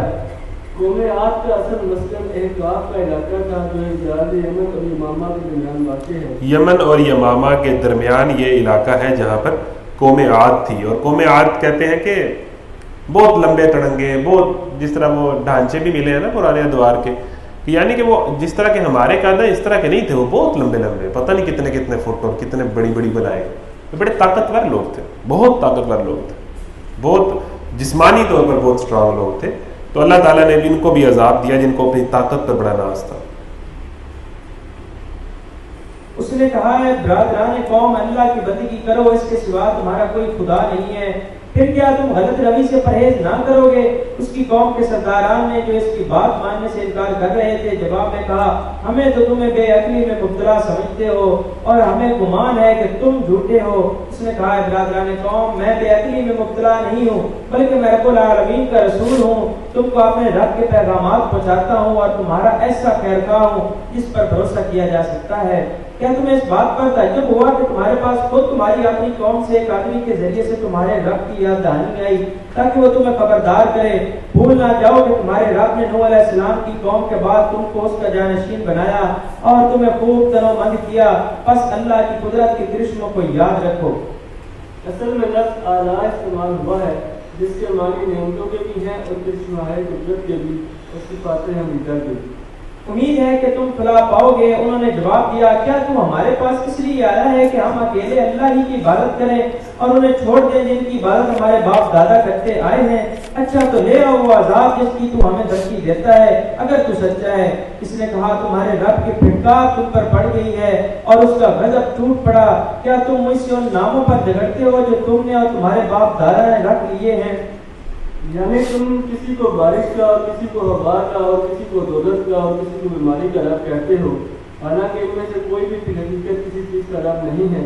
یہ سب محض نام ہے جس میں رکھ لیے ہیں، جو ان کے لیے بگڑتا ہے وہ دراصل چند ناموں کے لیے بگڑتا ہے نہ کہ کسی حقیقت کے لیے جن کے لیے اللہ نے کوئی سند نازل نہیں کی ہے۔ اچھا تو تم انتظار کرو اور میں بھی تمہارے ساتھ انتظار کرتا ہوں۔ آخرکار ہم نے اپنی مہربانی سے ہود اور اس کے ساتھیوں کو بچا لیا اور جن لوگوں کی جڑ کاٹ دی جو ہماری آیات کو جھٹلا چکے تھے اور ایمان لانے والے نہ تھے۔ اور سمود کی طرف ہم نے ان کے بھائی صالح کو بھیجا۔ قوم سمود کا مسکن شمال مغربی عرب کا وہ علاقہ تھا اور جو آج کے حجر کے نام سے مشہور ہے۔ موجودہ زمانہ میں مدینہ اور تبوک کے درمیان ایک مقام ہے جسے مدائن صالح کہتے ہیں۔ یہی سمود کا صدر مقام تھا اور جنگلی زمانے میں حجر کے علاقہ تھا۔ اب تک وہاں سمود کی کچھ عمارتیں موجود ہیں۔ اب تک وہاں سمود کی کچھ عمارتیں موجود ہیں۔ آپ کے پاس ہاٹ اسپاٹ ہے، ادھر میں گوگل پہ دکھاتا ہوں قوم سمود کے گھر۔ تو یہ مدائن صالح کے نام سے ہے، یا جگہ اب بھی ہے اور زیارتیں کرنے جاتے ہیں لوگ وہاں پر۔ تو قوم سمود کے گھر پہاڑوں کے اندر جو ہے وہ ابھی تک، ہمارے یہاں تو لینٹر کو کچھ عرصے بعد دڑاڑیں آنے لگ پڑتی ہیں، تو مصر کے آپ وہ دیکھیں پیرامڈس دیکھیں اور یہ ان کے قوم سمود کے پہاڑوں کے اندر کا، اور آٹومیٹک آٹو ایئر کنڈیشن کا نظام، یعنی کہ آپ ان کے پہاڑوں کے اندر نا ٹھنڈ ہوتی تھی، مطلب شدید گرمی میں وہ ایک ایسا اندر ایک عجیب سی کولنگ ہوتی تھی۔ تو یہ بڑی بڑی بلائیں گزری ہیں اس دنیا میں پہلے بھی۔ تو یہ قوم سمود کے گھر تو گوگل پہ آپ سرچ کریں گے قوم سمود کے باقیات تو آپ کو نظر آ جائیں گے۔ ان کے گھر ابھی تک موجود ہیں، پہاڑوں کو تراش تراش کے، قرآن ذکر کرتا ہے کہ یہ پہاڑوں کو تراش تراش کے گھر بناتے تھے۔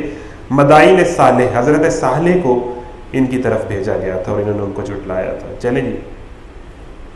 اس نے کہا ہے برادران قوم اللہ کی بندگی کرو، اس کے سوا تمہارا کوئی خدا نہیں ہے۔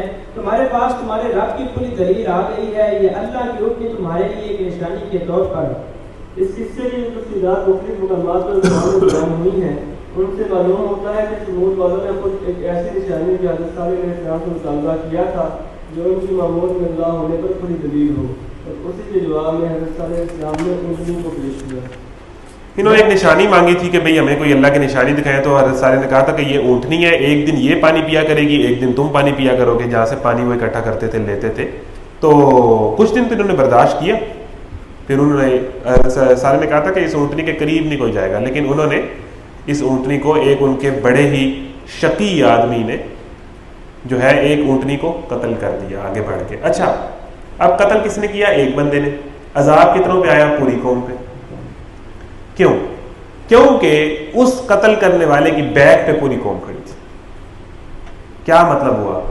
گناہ کی سپورٹ پہ پوری قوم کھڑی تھی، سبسکرائبر سارے پیچھے تھے اس کے، سارے تھے اس کے پیچھے سبسکرائبر، اس کو کہہ رہے تھے چل آگے ہم تیرے ساتھ۔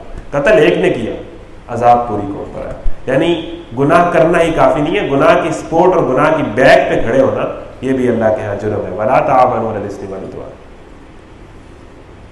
لہذا اسے چھوڑ دو کہ خدا کی زمین میں چلتی پھرے، اس کو کسی برے ارادے سے ہاتھ نہ لگانا، ورنہ ایک دردناک عذاب تمہیں آ لے گا۔ یاد کرو وہ وقت جب اللہ نے قوم عاد کے بعد تمہیں اس کا جانشین بنایا اور تم کو زمین میں یہ منزلت بخشی کہ آج تم اس کے ہموار میدانوں میں عالی شان محل بناتے اور اس کے پہاڑوں کو مکانات کی شکل میں تراشتے ہو۔ بس اس کی قدرت کے کرشموں سے غافل نہ ہو جاؤ اور زمین میں فساد برپا نہ کرو۔ اس کی قوم کے سرداران نے جو بڑے بنے ہوئے تھے کمزور طبقہ کے ان لوگوں سے جو ایمان لے آئے تھے کہا کیا تم واقعی یہ جانتے ہو کہ صالح علیہ السلام اپنے رب کا پیغمبر ہے؟ انہوں نے جواب دیا بے شک جس پیغام کے ساتھ وہ بھیجا گیا ہے اسے ہم مانتے ہیں۔ ان بڑائی کے مدعیوں نے کہا جس چیز کو تم نے مانا ہے ہم اس کے منکر ہیں۔ پھر انہوں نے اس اونٹنی کو مار ڈالا اور پورے تمرد کے ساتھ اپنے رب کے حکم کی خلاف ورزی کر گزرے۔ اگرچہ ہمارا ایک شخص تھا جیسا کہ سورہ نمل میں ارشاد ہوا ہے، لیکن چونکہ پوری قوم اس مجرم کی پشت پر تھی تو دراصل اس جرم میں قوم کی مرضی کا اعلی کار تھا، اس لیے الزام پوری قوم پر عائد کیا گیا ہے۔ وہی میں نے جو بات کی کہ مارا ایک نے تھا لیکن پوری قوم اس کے ساتھ تھی۔ یہ دیکھ لیں جی، یہ جی قوم سمود۔ اب یہ چیک کریں پہاڑ کے اندر، آپ اس کو کیسے بڑا کرنا ہے فوٹو کو یار، یہ آگے یوٹیوب پہ لے جائے گا۔ اچھا جی، یہ دیکھیں بھائی پہاڑ پہ جس نے کیسے یہ کیا ہوگا، کون سی مشین نے ان کے پاس پورا، اس نے پورا گیٹ بنایا ہوا ہے پہاڑ کے اوپر، اس نے ہر چیز تراشی ہوئی ہے۔ یہ اینٹرنس ہے ایک شاہانہ گھر کے اندر داخل ہونے کی، یہ ان کے گھر تھے۔ یہ چیک کریں جی، یہ کوئی مذاق ہے؟ یہ کیسے کرتے تھے؟ یہ قوم سمود کے باقاعدہ گھر ہیں جو موجود ہیں، آج نظر آتے ہیں۔ یہ دیکھیں، یہ اس طرح پہاڑ کو کوئی کیسے کر لیتا ہے؟ اندازہ کریں کہ یہ کتنی طاقتور قوم تھی، کیا ان کے پاس مشینری تھی، کیا لیبر تھا ان کے پاس کہ انہوں نے پہاڑوں، یعنی کہ پہاڑ کو گھر بنا دیا، پہاڑ کو اپنی مرضی کی شکل دے کے اس کو گھر بنا دیا اپنا۔ یہ دیکھیں لوگ زیارتوں کے لیے گئے ہوئے ہیں، یہ بنے ہوئے مدائن صالح ان کو کہا جاتا ہے۔ کہاں بتایا ہے؟ لوکیشن کیا بتائیے؟ مدینہ اور کسی کے درمیان کوئی جگہ بتائیے، تبوک کے درمیان، غزوہ تبوک والی جگہ۔ دیکھ لیں مطلب ایسی ہے کہ انہوں نے پہاڑوں کے ساتھ، پہاڑوں کو جیسے پلیڈو نہیں ہوتی، پلیڈو کی طرح اپنی مرضی کی طرح، یہ چیک کریں تو واہ، یہ دیکھیں بھائی۔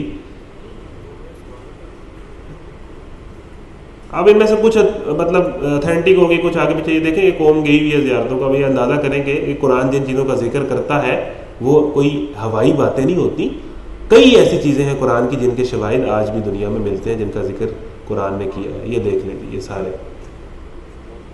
ایون آپ یہ ہڑپا چلے جائیں، ہڑپا موہنجو داڑو جو ہے، یہاں پر آپ کو ایک بہت ہزاروں سال پرانی تہذیب کے آثار ملتے ہیں۔ تو یہ سارا کچھ بھائی، یہ دیکھیں، یہ چیک کریں۔ اب یہ اتنا بڑا ڈھانچہ ہے، اب یہ دیکھیں 3 بندے، آپ دیکھ لیں ان کا سائز کیا ہے، اور یہ جو ڈھانچہ ملا ہے یہ یقیناً قوم عاد یا اس دور کے جو لوگ ہیں جن کے سائز بہت بڑے تھے، ٹھیک ہے نا، بہت بڑے بڑے وہ لوگ تھے، تو یہ انسانی ڈھانچے ملے ہیں۔ تو یہ دیکھ لیں، یہ اسی طرح قرآن کی باتوں کے شواہد آپ کو نظر آتے ہیں آج کی ہسٹری کے اندر، انسان ان کو تلاش کر سکتا ہے۔ چلیں جی،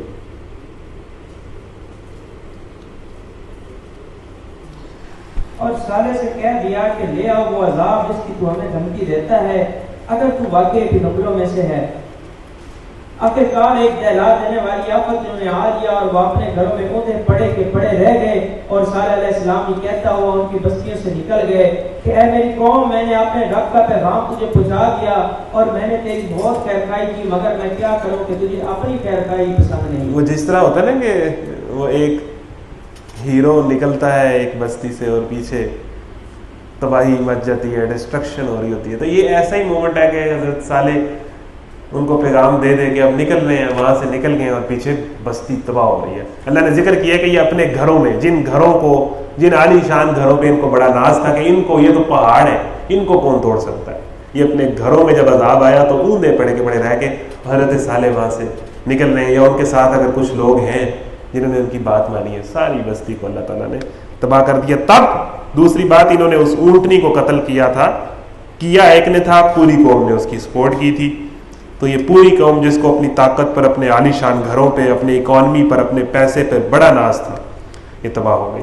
یہ دیکھیں آگے آیت آگی، عالی شان محل بناتے ہو اور اس کے پہاڑوں کو مکانات کی شکل میں تراشتے ہو۔ یہ کہاں ہے جی؟ آیت نمبر ہے جی، کون سی ہے جی؟ 74 پڑھ لیں جی، آیت نمبر 74 ہے۔ آپ کہاں پر ہیں عامر بھائی؟ آپ آگے ہیں، تو یہ 74 پہ ایگزیکٹ لکھا ہوا ہے، وَتَنْحِتُونَ الْجِبَالَ بِيُوتًا، کہ تم پہاڑوں کو گھروں کی شکل میں تراش لیتے ہو. ایگزیکٹ وہی بات جو آپ نے ابھی یہاں پر دیکھی. آیت نمبر 74 دیکھ سکتے ہیں ترجمہ. جب اللہ نے قوم عاد کے بعد تمہیں اس کا جانشین بنایا اور تم کو زمین میں یہ قدرت بخشی کہ آج تم اس کے ہموار میدانوں میں عالیشان محل بناتے ہو اور اس کے پہاڑوں کے مکانات کی شکل میں تراشتے ہو. جی چلیں. اور لوط علیہ السلام کو ہم نے پیغمبر بنا کر بھیجا. پھر یاد کرو جب اس نے اپنی قوم سے کہا کیا تم ایسے بے حیا ہو گئے ہو کہ فحش کام کرتے ہو جو تم سے پہلے دنیا میں کسی نے نہیں کیا. کیا کرتے تھے یہ جی؟ قوم لوط کا کیا ایشو تھا؟ ہم جنس پرستی. مرد کا مرد سے شادی کرنا اور عورت کا عورت سے شادی کرنا جو آج لیگل ہو گیا ہے بہت سارے ممالک کے اندر, اور پوری کوشش ہے جو لابی اس کے پیچھے کام کر رہی ہے کہ اس کو دنیا کے ہر ملک میں لیگل کیا جائے اور اس طرح کے لوگوں کو ان کو رائٹس ملے, ان کو عزت ملے, ان کو یہ ہو, ان کو وہ ہو. ابھی BBC نے ایک ڈاکومنٹری بنائی تھی لاہور میں, ایک ایسا کپل جو لڑکا اور لڑکا تھا, باقاعدہ موجود ہے. یہ سارے بے غیرت جو ہے نا یہ ان کے جھنڈے پہ کام کر رہے ہیں. باقاعدہ ڈاکومنٹری بنائی ہے کہ ایک کپل ہے لاہور میں موجود ہے, وہ دونوں خواجہ سرا قسم کے دو لڑکے تھے اور انہوں نے آپس میں شادی کی ہوئی ہے اور وہ ساتھ رہتے ہیں, اور اس کے اوپر پوری ڈاکومنٹری ہے. اور ان سے ہاں جی آپ کو معاشرے میں لوگ بری نگاہ سے دیکھتے ہیں, لوگ ہمیں تانے دیتے ہیں, ہمیں ایسے کہا جاتا ہے, ہمیں ایسے کہا جاتا ہے, ہمارے رائٹس پر حملہ ہے, یہ وہ. تو لوط علیہ السلام اس کو کیا کہہ رہے ہیں کہ دیکھ لیں جس طرح سیولائزڈ نیشنز ننگی ہو جاتی ہیں, اسی طرح عرب کے جاہل بھی نبی کے آنے سے پہلے ننگے تھے.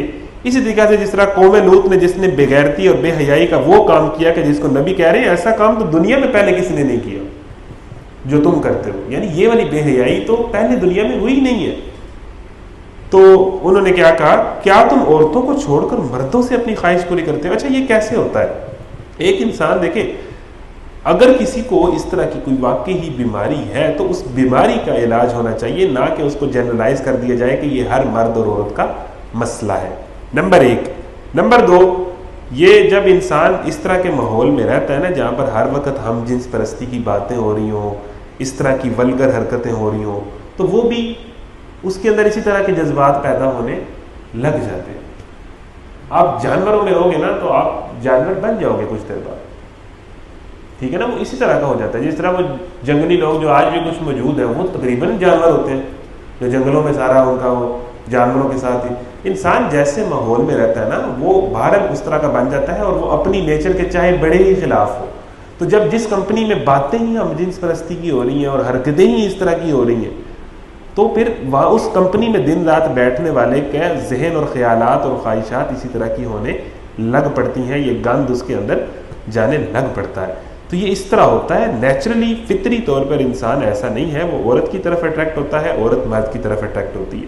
تو یہ گے ازم اور یہ لیسبینزم جو ہے یہ ایک ان نیچرل چیز ہے اور یہ بے حیائی کی اعلیٰ قسم ہے کہ کوئی اس کو جو ہے اڈاپٹ کرے. اور دیکھ لیں کہ یہ سویلائز ترین نیشنز نے ان کو ایسا اڈاپٹ کیا ہے کہ لیگلائز کیا ہے اور باقی ملکوں کو کہتے ہیں کہ یہ لیگل کریں.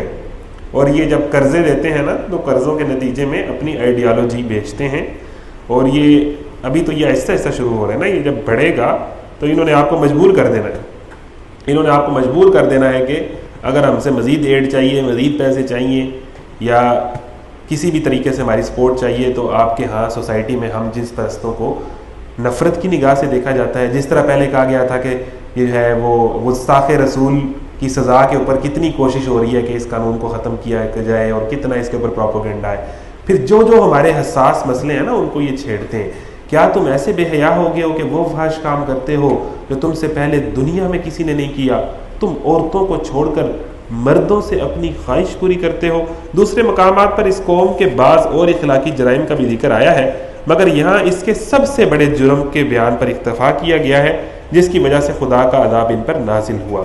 یہ قابل نفرت فعل جس کی بدولت اس قوم نے شہرت دوام حاصل کی ہے, اس کے ارتکاب سے تو بد کردار انسان کبھی باز نہیں آئے, لیکن یہ فخر صرف یونان کو حاصل ہے کہ اس کے فلاسفہ نے اس گھنونے جرم کو اخلاقی خوبی کے مرتبے تک اٹھانے کی کوشش کی. یونانی فلاسفرز کا بڑا دورہ رہا ہے, ان کو اگر آپ سٹڈی کریں تو وہاں پر بھی یہ جراثیم ملتے ہیں اور وہ اس کو خوبی قرار دیتے تھے. انڈیا اس چیز کے پیچھے پاگل ہے جی آج، کیونکہ آپ بالی ووڈ میں دیکھ لیں، بالی ووڈ ایک ہے، بالی ووڈ جو بالی ووڈ ہے، ایک ہے ان کی ویب سائٹس جن کو ویب سیریز کہا جاتا ہے، یہ پتہ ہوگا آپ لوگوں کو، وہاں تو بھائی دنیا ہی ہو رہا ہے، وہاں یہ کپڑا عورت کا تھوڑا بہت پہن لینا میٹر نہیں کرتا، جن کو کہا جاتا ہے کہ یہ فیملی ویب سائٹس نہیں ہے، وہاں پر پوری یہ سارا کچھ ہوتا ہے۔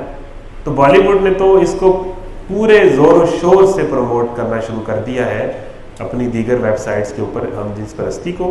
اس کے اوپر تو میں آپ کو کئی ایسے کلپ دکھا سکتا ہوں کہ آپ کی آنکھیں کھلی کی کھلی رہ جائیں، لیکن وہ چونکہ ویسے ہی اتنی گندی فلمیں ہیں تو ان کو کیا یہاں پر ان کے کسی ڈائلاگ کو پکڑنا ہے، لیکن وہ پورے جان سے بالی ووڈ انڈیا تو کہہ لیں نا کہ وہ ہر چیز کرنے کو تیار ہے ویسٹ کو خوش کرنے کے لیے، کسی بھی حد تک جائے گا، حالانکہ انڈین کلچر اس کی حمایت نہیں کرتا۔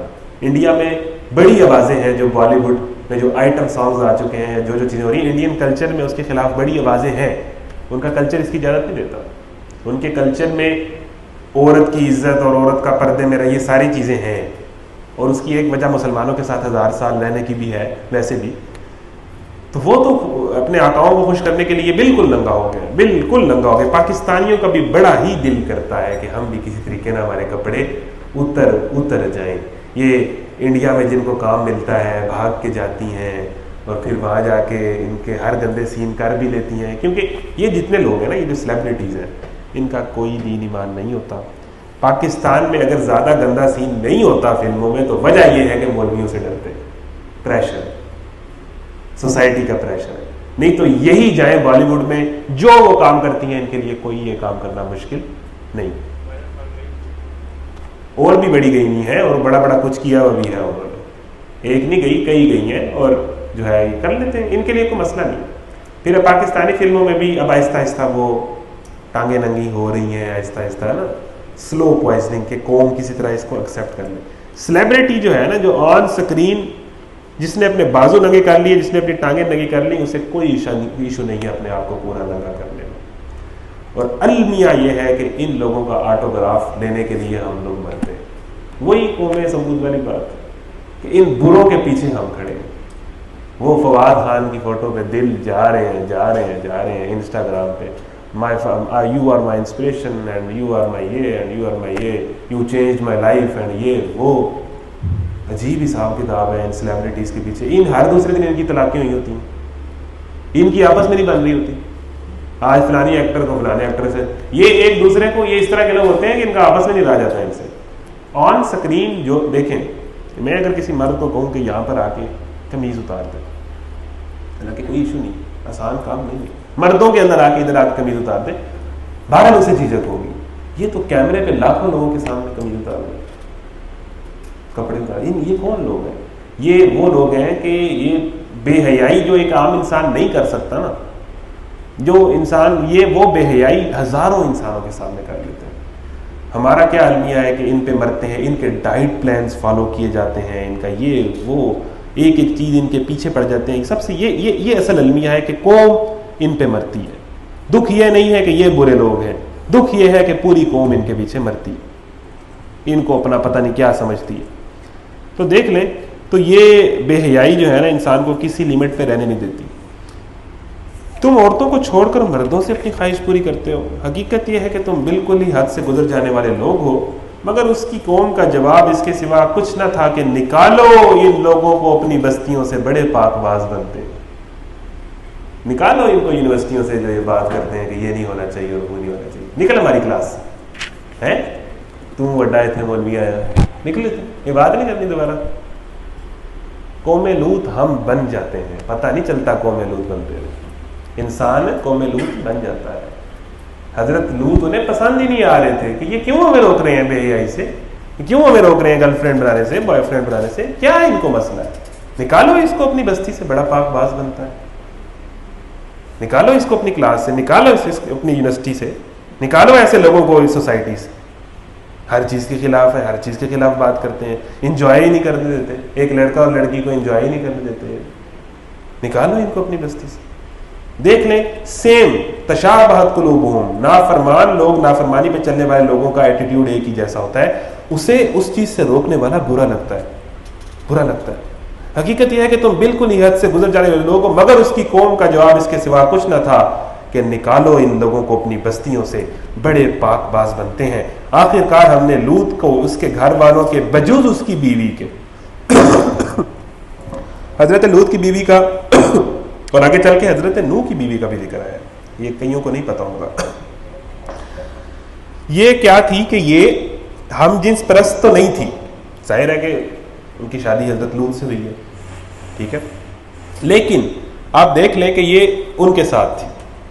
میری مورل سپورٹ ان لوگوں کے ساتھ ہے، مورلی میں ان کو سپورٹ کرتی ہوں، ہر کسی کو اپنی رائے دینے کا حق ہے، ٹھیک ہے، یہ ان کی رائے ہے، آئی ریسپیکٹ دیٹ۔ یہ اسی طرح کی تھی، ٹھیک ہو گیا، کہاں گئی، اسی عذاب کا شکار ہے۔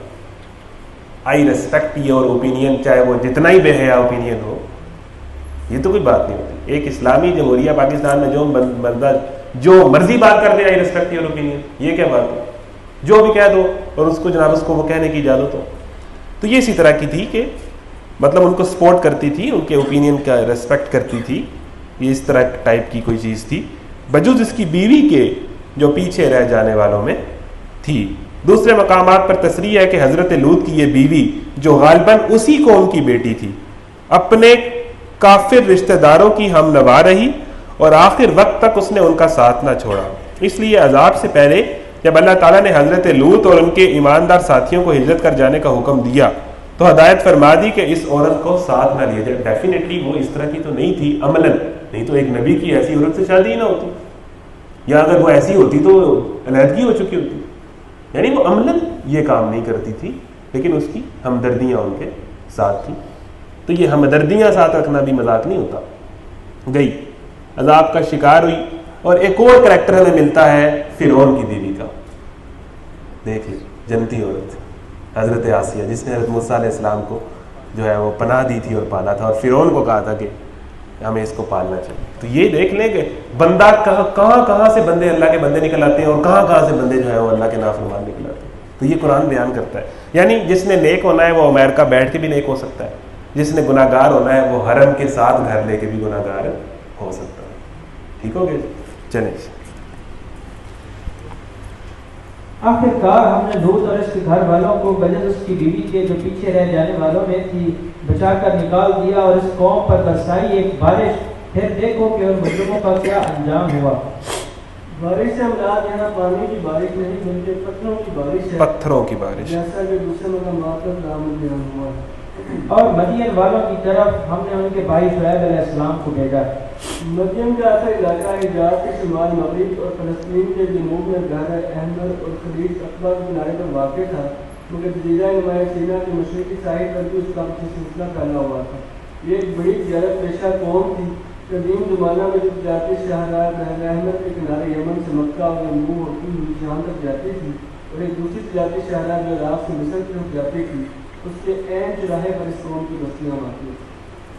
اس نے کہا ہے برادران قوم، اللہ کی بندگی کرو، اس کے سوا تمہارا کوئی خدا نہیں ہے، تمہارے پاس تمہارے رب کی صاف رہنمائی آ گئی ہے، لہذا وزن اور پیمانے پورے کرو، لوگوں کو ان کی چیزوں میں گھاٹا نہ دو۔ اچھا، ایسے نہیں ہوتا کہ جس قوم کی اللہ تعالیٰ جس برائی کا ذکر کرے اس میں اس کے علاوہ کوئی برائی نہیں ہے۔ اب قوم لوط میں یہ برائی غالب تھی، باقی اور برائیاں بھی تھیں، اسی طرح بنی اسرائیل میں کوئی ایک برائی تو نہیں تھی، تو جو ان میں زیادہ غالب ہوتی ہے نا اللہ تعالیٰ ان کا ذکر کرتا ہے۔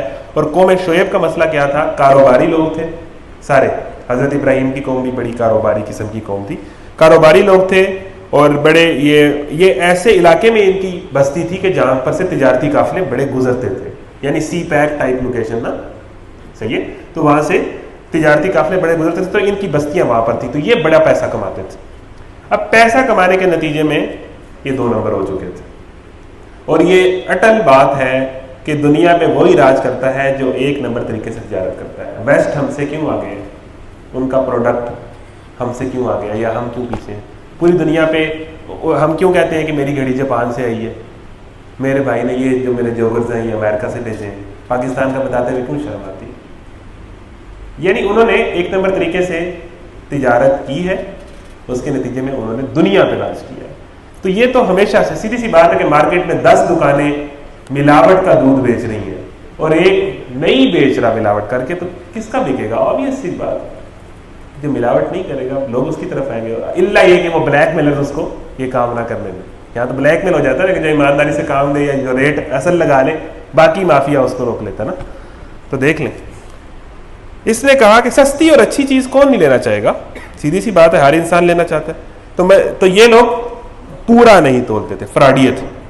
تو یہ ان کی عذاب کا ریزن بن گئی، پورا نہ تولنا. یعنی کاروبار میں 2 نمبری اور پورا نہ تولنا. آپ کا ٹرسٹ پلازا 2 نمبری کا گھر، مرکز آپ 2 نمبری.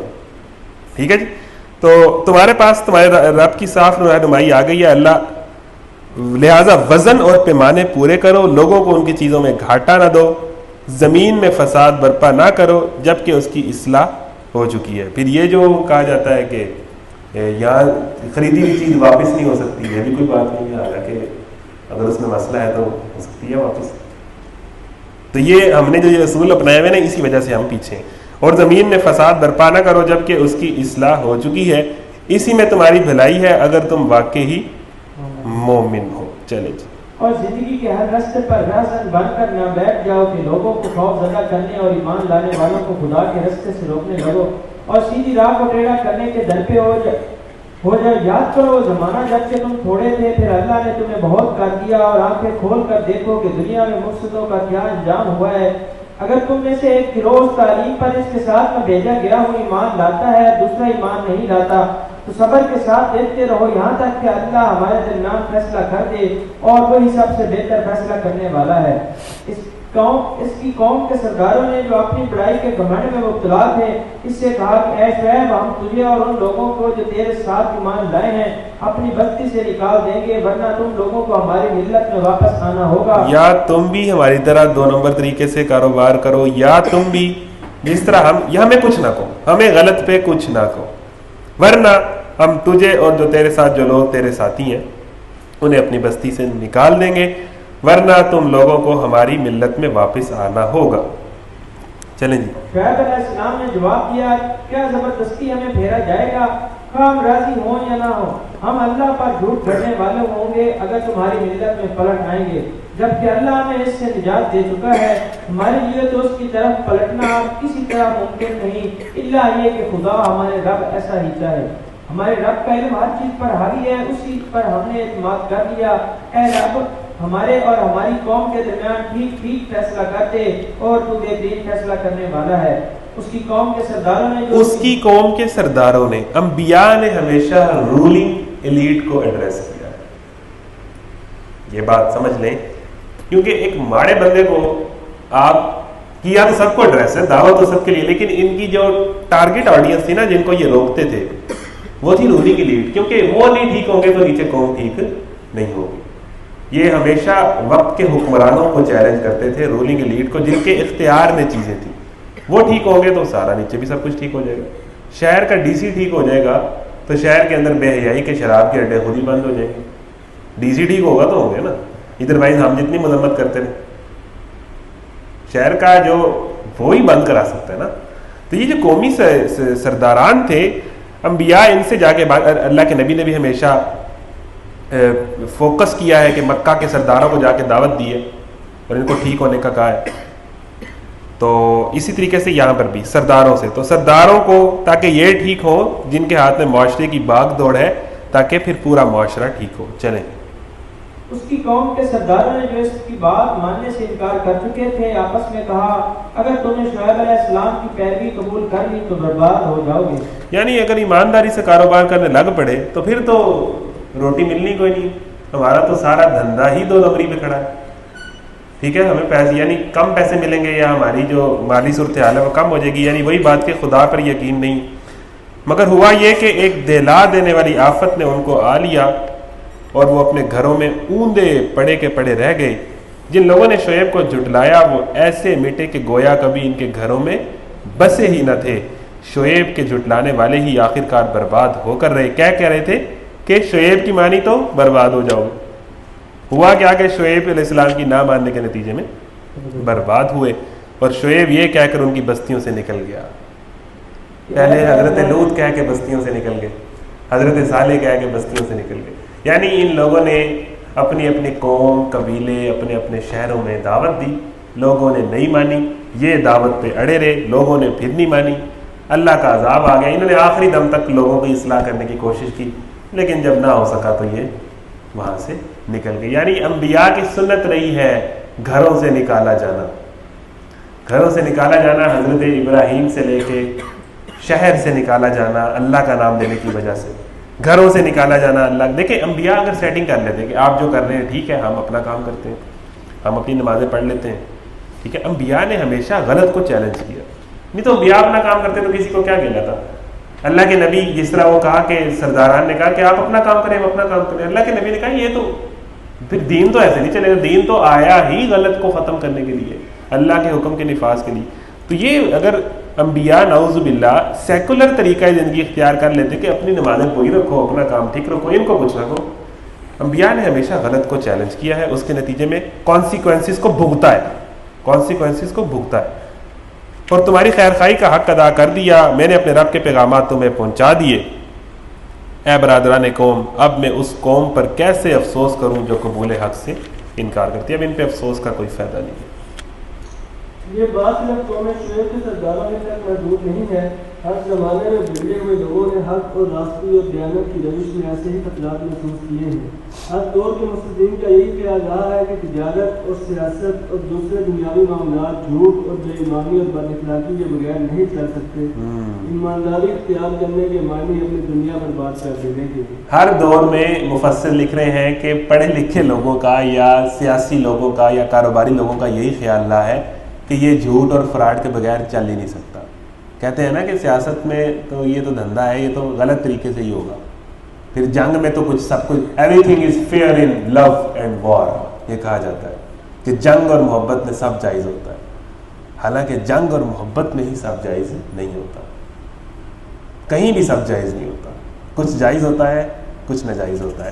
تو ان کا یہ خیال رہا ہے کہ دھوکے سے ہی کاروبار چلتے ہیں ہر دور میں، سچ سے اور ایمانداری سے بندہ اپنا ہی نقصان کرتا ہے، لیکن انبیاء نے ہمیشہ کہا ہے کہ ایمان ان الصدق ینجی والکذب یہلک، سچ نجات دیتا ہے، جھوٹ بندے کو ہلاک کرتا ہے۔ چلیں کبھی ایسا نہیں ہوا کہ ہم نے کسی بستی میں نبی بھیجا ہو اور اس بستی کے لوگوں کو پہلے تنگی اور سختی میں مبتلا نہ کیا ہو، اس خیال سے کہ شاید وہ عاجزی پر اتر آئیں، پھر ہم نے ان کی بدحالی کو خوشحالی سے بدل دیا، یہاں تک کہ وہ خوب پھلے پھولے اور کہنے لگے کہ ہمارے اسلاف پر بھی اچھے اور برے دن آتے ہی رہے ہیں، آخرکار ہم نے انہیں اچانک پکڑ لیا اور انہیں خبر تک نہ ہوئی۔ یہ کہنا کہ وہ ویسٹ والے اتنے خوشحال اور اتنے آگے اور ہم اللہ کا نام لے کے اتنے ذلیل ہو رہے ہیں، پہلی بات یہ ہے کہ آپ کا اللہ کا نام نہیں لے رہے، دوسری بات یہ ہے کہ یہ جو اچھے برے وقت ہیں اور رزق زیادہ اور کمی ہے، یہ اللہ تعالیٰ قوموں پہ اور انسانوں پہ لاتا رہتا ہے، اس کا تعلق اس سے نہیں ہے کہ جناب وہ حق پہ ہیں، جس کے پاس زیادہ ہے وہ حق پہ ہے۔ ہمارے اسلاف پر بھی اچھے برے دن آتے رہتے ہیں، آخرکار ہم نے انہیں اچانک پکڑ لیا اور انہیں خبر تک نہ ہوئی۔ اگر بستیوں کے لوگ ایمان لاتے اور تقویٰ کی روش اختیار کرتے، اللہ کیا کہہ رہے ہیں کہ روٹی اگر بڑھانی ہے تو ایک ہی طریقہ ہے۔ دیکھیں یہ عجیب بات ہے، مطلب بندے کو سمجھ نہیں آتی، لیکن بات یہی ہے کہ اگر ایمان اور تقوی کی روش اختیار کرو گے نا، کاروبار میں امانت اور دیانت سے اور سود سے پاک، زیادتی سے پاک، زکوٰۃ پہ اپنی زندگیوں کو لے کر آؤ گے، یہی ہے ایمان اور تقوی، تو ہم ان پر آسمان اور زمین سے برکتوں کے دروازے کھول دیں گے۔ دیکھیں رزق بڑھتا ہے دینے سے، رزق بڑھتا ہے بانٹنے سے۔ وہ جن درختوں کی چھاؤں میں سے مسافروں کو اٹھا دیا تھا، انہی درختوں پہ اگلے موسم جو پھل نہ اترے تو لوگ سمجھے، یعنی کہ جس درختوں کی چھاؤں سے اس نے مسافروں کو دھکے دے کے نکال دیا، اگلے موسم میں ان درختوں پہ پھل ہی نہیں اترے ہیں جی۔ تو عمل کا رد عمل، تو ہم ان پر آسمانوں اور زمین سے برکتوں کے دروازے کھول دیتے۔ رزق چلتا ہے جی برکت پہ، رزق کا بڑھنا گھٹنا ہے برکت پہ کھڑا ہوا ہے۔ یہ آپ اس رزق کو لے کے کیا آپ کا رویہ ہے یہ میٹر کرتا ہے۔ مگر انہوں نے تو جھٹلایا، لہٰذا ہم نے اسے بری کمائی کے حساب میں انہیں پکڑ لیا جو وہ سمیٹ رہے تھے۔ پھر کیا بستیوں کے لوگ اب اس سے بے خوف ہو گئے ہیں کہ ہماری گرفت کبھی اچانک ان پر رات کے وقت نہ آ جائے گی جب کہ وہ سوتے پڑے ہوں، یا انہیں اطمینان ہو گیا کہ ہمارا مضبوط ہاتھ کبھی یکا یک ان پر دن کے وقت نہ پڑے گا جب کہ وہ کھیل رہے ہوں۔ یعنی اللہ تعالیٰ کہہ رہا ہے کہ دن کے وقت بھی میں ان کو پکڑ سکتا ہوں، رات کے وقت بھی پکڑ سکتا ہوں، یعنی جب یہ سو رہے ہوتے ہیں اور دن میں جب یہ کھیل کود میں مگن ہوتے ہیں۔ کیا یہ لوگ اللہ کی چال سے بے خوف ہیں؟ حالانکہ اللہ کی چال سے وہی قوم بے خوف ہوتی ہے جو تباہ ہونے والی ہو. چلیں گے. اصل میں لفظ مکر استعمال ہوا ہے جس کے معنی عربی زبان میں خفیہ تدبیر کے ہیں، یعنی کسی شخص کے خلاف ایسی چال چلنا کہ جب تک اس پر فیصلہ منظر نہ پڑ جائے اس وقت تک اسے خبر نہ ہو کہ اس کی شامت آنے والی ہے، بلکہ ظاہر حالات کو دیکھتے ہوئے وہ یہی سمجھتا ہے کہ سب اچھا ہے. یعنی وہ بظاہر اسے اپنی کامیابی نظر آ رہی ہو. 2 نمبر کاروبار میں بھی یہی ہوتا ہے نا کہ اس لگا یہ سب ٹھیک جا رہا ہے. مکر اس کو کہتے ہیں کہ ایک دم پھنسے. اللہ تعالیٰ کہتا ہے کہ میں یہ اللہ کے مکر سے، اللہ کی چال سے بے خوف ہے، وہ تو ایک دم بندے کو جو ہے وہ پھنسا لیتی ہے. چلیں. اور کیا ان لوگوں کو جو سابق اہل زمین کے بعد زمین کے وارث ہوتے ہیں اس امر واقعی نے کچھ سبق نہیں دیا کہ اگر ہم چاہیں تو ان کے قصوروں پر انہیں پکڑ سکتے ہیں، مگر وہ سبق آموز حقائق سے تغافل برتتے ہیں اور ہم ان کے دلوں پر مہر لگا دیتے ہیں، پھر وہ کچھ نہیں سنتے. یہ قومیں جن کے قصے ہم تمہیں سنا رہے ہیں تمہارے سامنے مثال میں موجود ہیں. ان کے رسول ان کے پاس کھلی نشانیاں لے کر آئے، مگر جس چیز کو وہ ایک دفعہ جھٹلا چکے تھے پھر وہ اسے ماننے والے نہ تھے. دیکھو اس طرح ہم منکرین حق کے دلوں پر مہر لگا دیتے ہیں. ہم نے ان میں سے اکثر میں کوئی فاسق عہد نہ پایا بلکہ اکثر کو فاسق ہی پایا. پھر ان قوموں کے بعد جن کا ذکر اوپر کیا گیا ہے ہم نے موسیٰ علیہ السلام کو اپنی نشانیوں کے ساتھ فرعون اور اس کی قوم کے سرداروں کے پاس بھیجا. لفظ فرعون کے معنی ہے سورج بیٹا کی اولاد. قدیم اہل مصر سورج کو جوان کا مہادیویہ رب اعلیٰ تھا اور فرعون اسی کی طرف منسوب تھا. یہ کسی ایسے شخص کا نام نہیں تھا بلکہ شاہان مصر کا لقب تھا، جیسے روس کے بادشاہوں کا لقب دار اور ایران کے بادشاہوں کا لقب کسریٰ تھا. یعنی مصر کا ہر بادشاہ ہی فرعون کہلاتا تھا. یہ نہیں ہے کہ اس کا نام فرعون تھا، اس کا نام تو کچھ اور تھا. جس طرح روم کا بادشاہ قیصر کہلاتا تھا، ایران کا بادشاہ کسریٰ کہلاتا تھا، اسی طرح مصر کے بادشاہ کو فرعون کہا جاتا تھا. بڑا دلچسپ واقعہ جی موسیٰ اور فرعون کا. اور قرآن میں 2 انبیاء کا ذکر بہت ہی زیادہ ہے، اور وہ ایک حضرت ابراہیم ہے اور ایک حضرت موسیٰ ہے. اور ان دونوں کی زندگیوں کو اگر آپ اسٹڈی کریں گے تو آپ کو بہت ساری چیزیں کامن نظر آئیں گی، اور اس پہ انشاءاللہ بات کریں گے. اللہ تعالیٰ کو حضرت موسیٰ اور حضرت ابراہیم بڑے ہی پسند ہے. ان کا ذکر بڑا کیا اللہ نے، بار بار اللہ ان کے واقعات کو بیان کرتا ہے. مگر انہوں نے بھی ہماری نشانیوں کے ساتھ ظلم کیا، پس دیکھو کہ ان مفسدوں کا کیا انجام ہوا. موسیٰ اور ابراہیم علیہ السلام میں ایک چیز کامن تھی کہ انہوں نے وقت کے بادشاہ کو چیلنج کیا تھا اور اس کے بدلے میں اپنی موت کو دعوت دی تھی، لیکن کھڑے ہو گئے تھے. اور ایسے بادشاہ کو جس کے سامنے پر بھی مارنا جو ہے نا موت کو دعوت دینے کو ہوتا ہے. یعنی انہوں نے حق کی آواز بلند کرنے والا اپنے گھر میں، خاندان میں، یونیورسٹی میں، کلاس میں، دوستوں میں اللہ کو بڑا پسند ہے. حق پہ اڑ جانے والا کہ بھئی غلط ہے، یہ نہیں ہوگا. تو یہ موسیٰ اور ابراہیم علیہ السلام کا اتنا ذکر آپ کو قرآن میں ملے گا. اور کامن چیز کیا ہے کہ وقت کے بادشاہ کو انہوں نے چیلنج کیا تھا کہ نہیں. موسیٰ نے کہا اے فرعون، ابراہیم نے کہا اے نمرود. ہاں جی، موسیٰ نے کہا اے فرعون، میں کائنات کے مالک کی طرف سے بھیجا ہوا آیا ہوں. میرا منصب یہی ہے کہ اللہ کا نام لے کر کوئی بات حق کے سوا نہ کہوں. میں تم لوگوں کے پاس تمہارے رب کی طرف سے سری دلیل ماموریت لے کر آیا ہوں، لہٰذا تو بنی اسرائیل کو میرے ساتھ بھیج دے. یعنی بنی اسرائیل پہ ظلم نہ کر، ان کو نجات دے. بنی اسرائیل کے ایک ایمرجنگ لیڈر کے طور پر حضرت موسیٰ جو ہے وہ آئے. بنی اسرائیل کی آواز اٹھائی کہ تو نے جس قوم کو یرغمال بنایا ہوا ہے ان کو لیڈ کرتے ہوئے ایک تمہیں اللہ کا نبی، تو بھی باز آ جا اور بنی اسرائیل پر ظلم و ستم، ظلم کے خلاف بھی آواز اور اللہ کی نافرمانی کے خلاف بھی آواز، لہٰذا تو بنی اسرائیل کو میرے ساتھ بھیج دے. فرعون نے کہا اگر تو کوئی نشانی لایا ہے اور اپنے دعوے میں سچا ہے تو اسے پیش کر.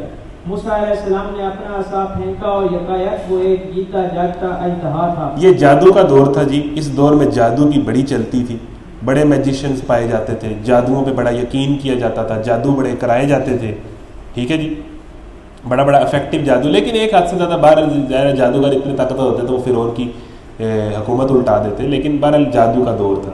تو اللہ تعالیٰ نے معجزات بھی اسی طرح کے اس سے ریلیٹڈ جو کہ جادو نہیں تھے، اللہ کا معجزہ تھے، حضرت موسیٰ کو عطا کیا تاکہ وقت کے لوگ اس سے متاثر ہوں. موسیٰ نے اپنا عصا پھینکا اور یکایک وہ ایک جیتا جاگتا اژدہا تھا. اس نے اپنی جیب سے ہاتھ نکالا اور سب دیکھنے والوں کے سامنے وہ چمک رہا تھا. یہ 2 معجزات دکھائے حضرت موسیٰ نے. آگے سے فرعون نے کیا کہا؟ اس پر فرعون کے قوم کے سرداروں نے آپس میں کہا کہ یقیناً یہ شخص بڑا ماہر جادوگر ہے. ہاں جی، جادو کا دور تھا تو انہوں نے یہی چیزیں دیکھی ہوئی تھیں. تو اب فرعون دیکھیں تخت پر بیٹھا ہو، بالکل ہی اندھیرا ہو گیا. پہلے تو چلو تھوڑا بہت ایک آدھی لائٹ جلی ہوتی تھی. نہیں جی انتظار کر لیں.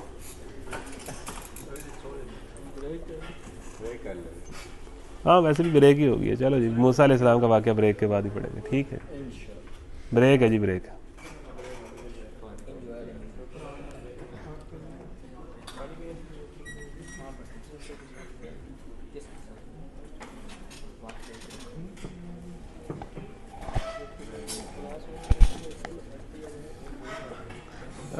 بریک کے بعد نا ویسے بھائی حاشی آپ پڑھ لیجیے.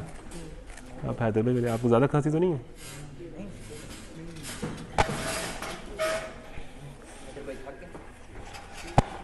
نہیں تھکے نہیں ہیں.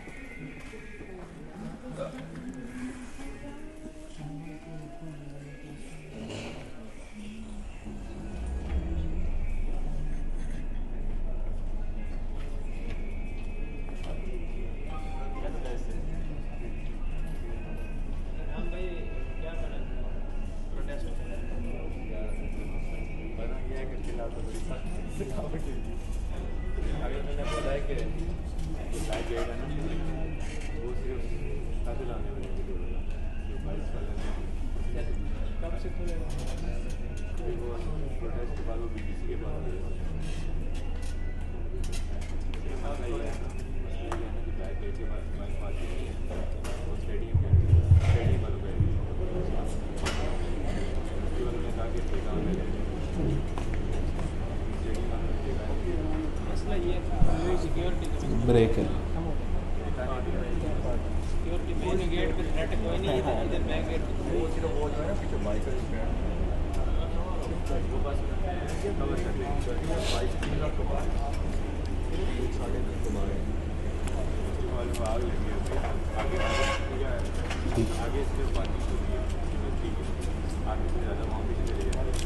اچھا جی یہ جو آپ کے پیپر آ رہے ہیں ماشاءاللہ 18 سے، تو یہ ان دنوں کوئی ہماری کلاس میں بھی آئے گا کہ یہ خالی پڑی ہوئی ہے؟ عوام ریڈی ہے کہ کوئی مسئلہ نہیں ہے، آگے بیٹھ جائیے گا انشاءاللہ. پیپر آپ کا اسی والے سے اسی ہو سکتا ہے اسی وجہ سے ٹھیک ہو جائے. ہاں یہ نہ ہو کہ پیپر والے دن آگے بندہ ہی کوئی نہ ہو.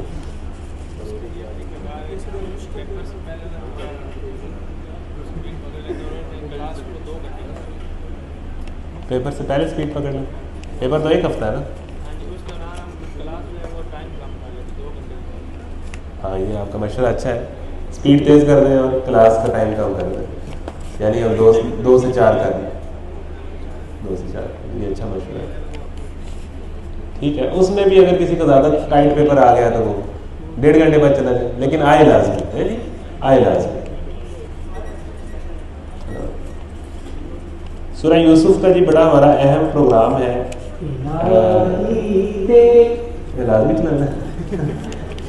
سورہ یوسف کا بھی بڑا اہم پروگرام ہے جی انشاءاللہ. اس میں آپ نے اپنے دوستوں کے ساتھ آنا ہے. وہ بڑا امپورٹنٹ ہمارا لیکچر ہے. پھر پردے کے اوپر ہمارا لیکچر ہے سورہ نور میں، وہ ہے جی 18واں سپارہ.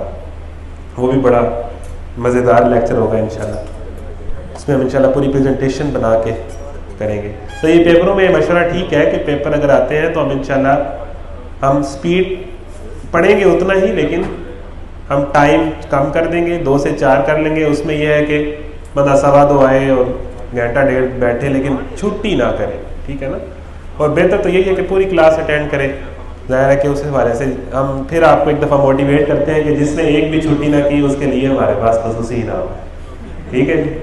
یہ ہمیں جو ہے پھر سے آپ کو ہم لالچ دیے رکھیں گے کہ جس نے ایک بھی چھٹی نہ کی اور جس کی اٹینڈنس بھی ٹھیک ہے اس کے حساب سے ہم انشاءاللہ انعامات بھی دیں گے. خصوصی انعام میں کیوں موبائل دے دیں؟ کیوں موبائل؟ جس کا ایڈ دیکھا تھا ہے جی بات کی جا سکتی. یہ نا آرگنائزرز لوگوں کو اس والے سے کوئی اندازہ کر لیں کہ کس بندے کا پیپر میں غائب ہونے کا ارادہ ہے، تو اس کو پہلے سے ہی موٹیویٹ کریں کہ بھائی ایسے نہیں کرنا، تگڑے رہنا ہے، کوئی مسئلہ نہیں ہے، ہم انشاءاللہ اس میں آپ کے ساتھ تعاون کریں گے۔ منڈے ٹو فرائیڈے پیپر ہے، سیٹرڈے کو بھی ہے، منڈے ٹو فرائیڈے 5 دن۔ ریلیف پیکج کا ہم نے اعلان کر دیا ہے اور ان کے لیے باقی انشاءاللہ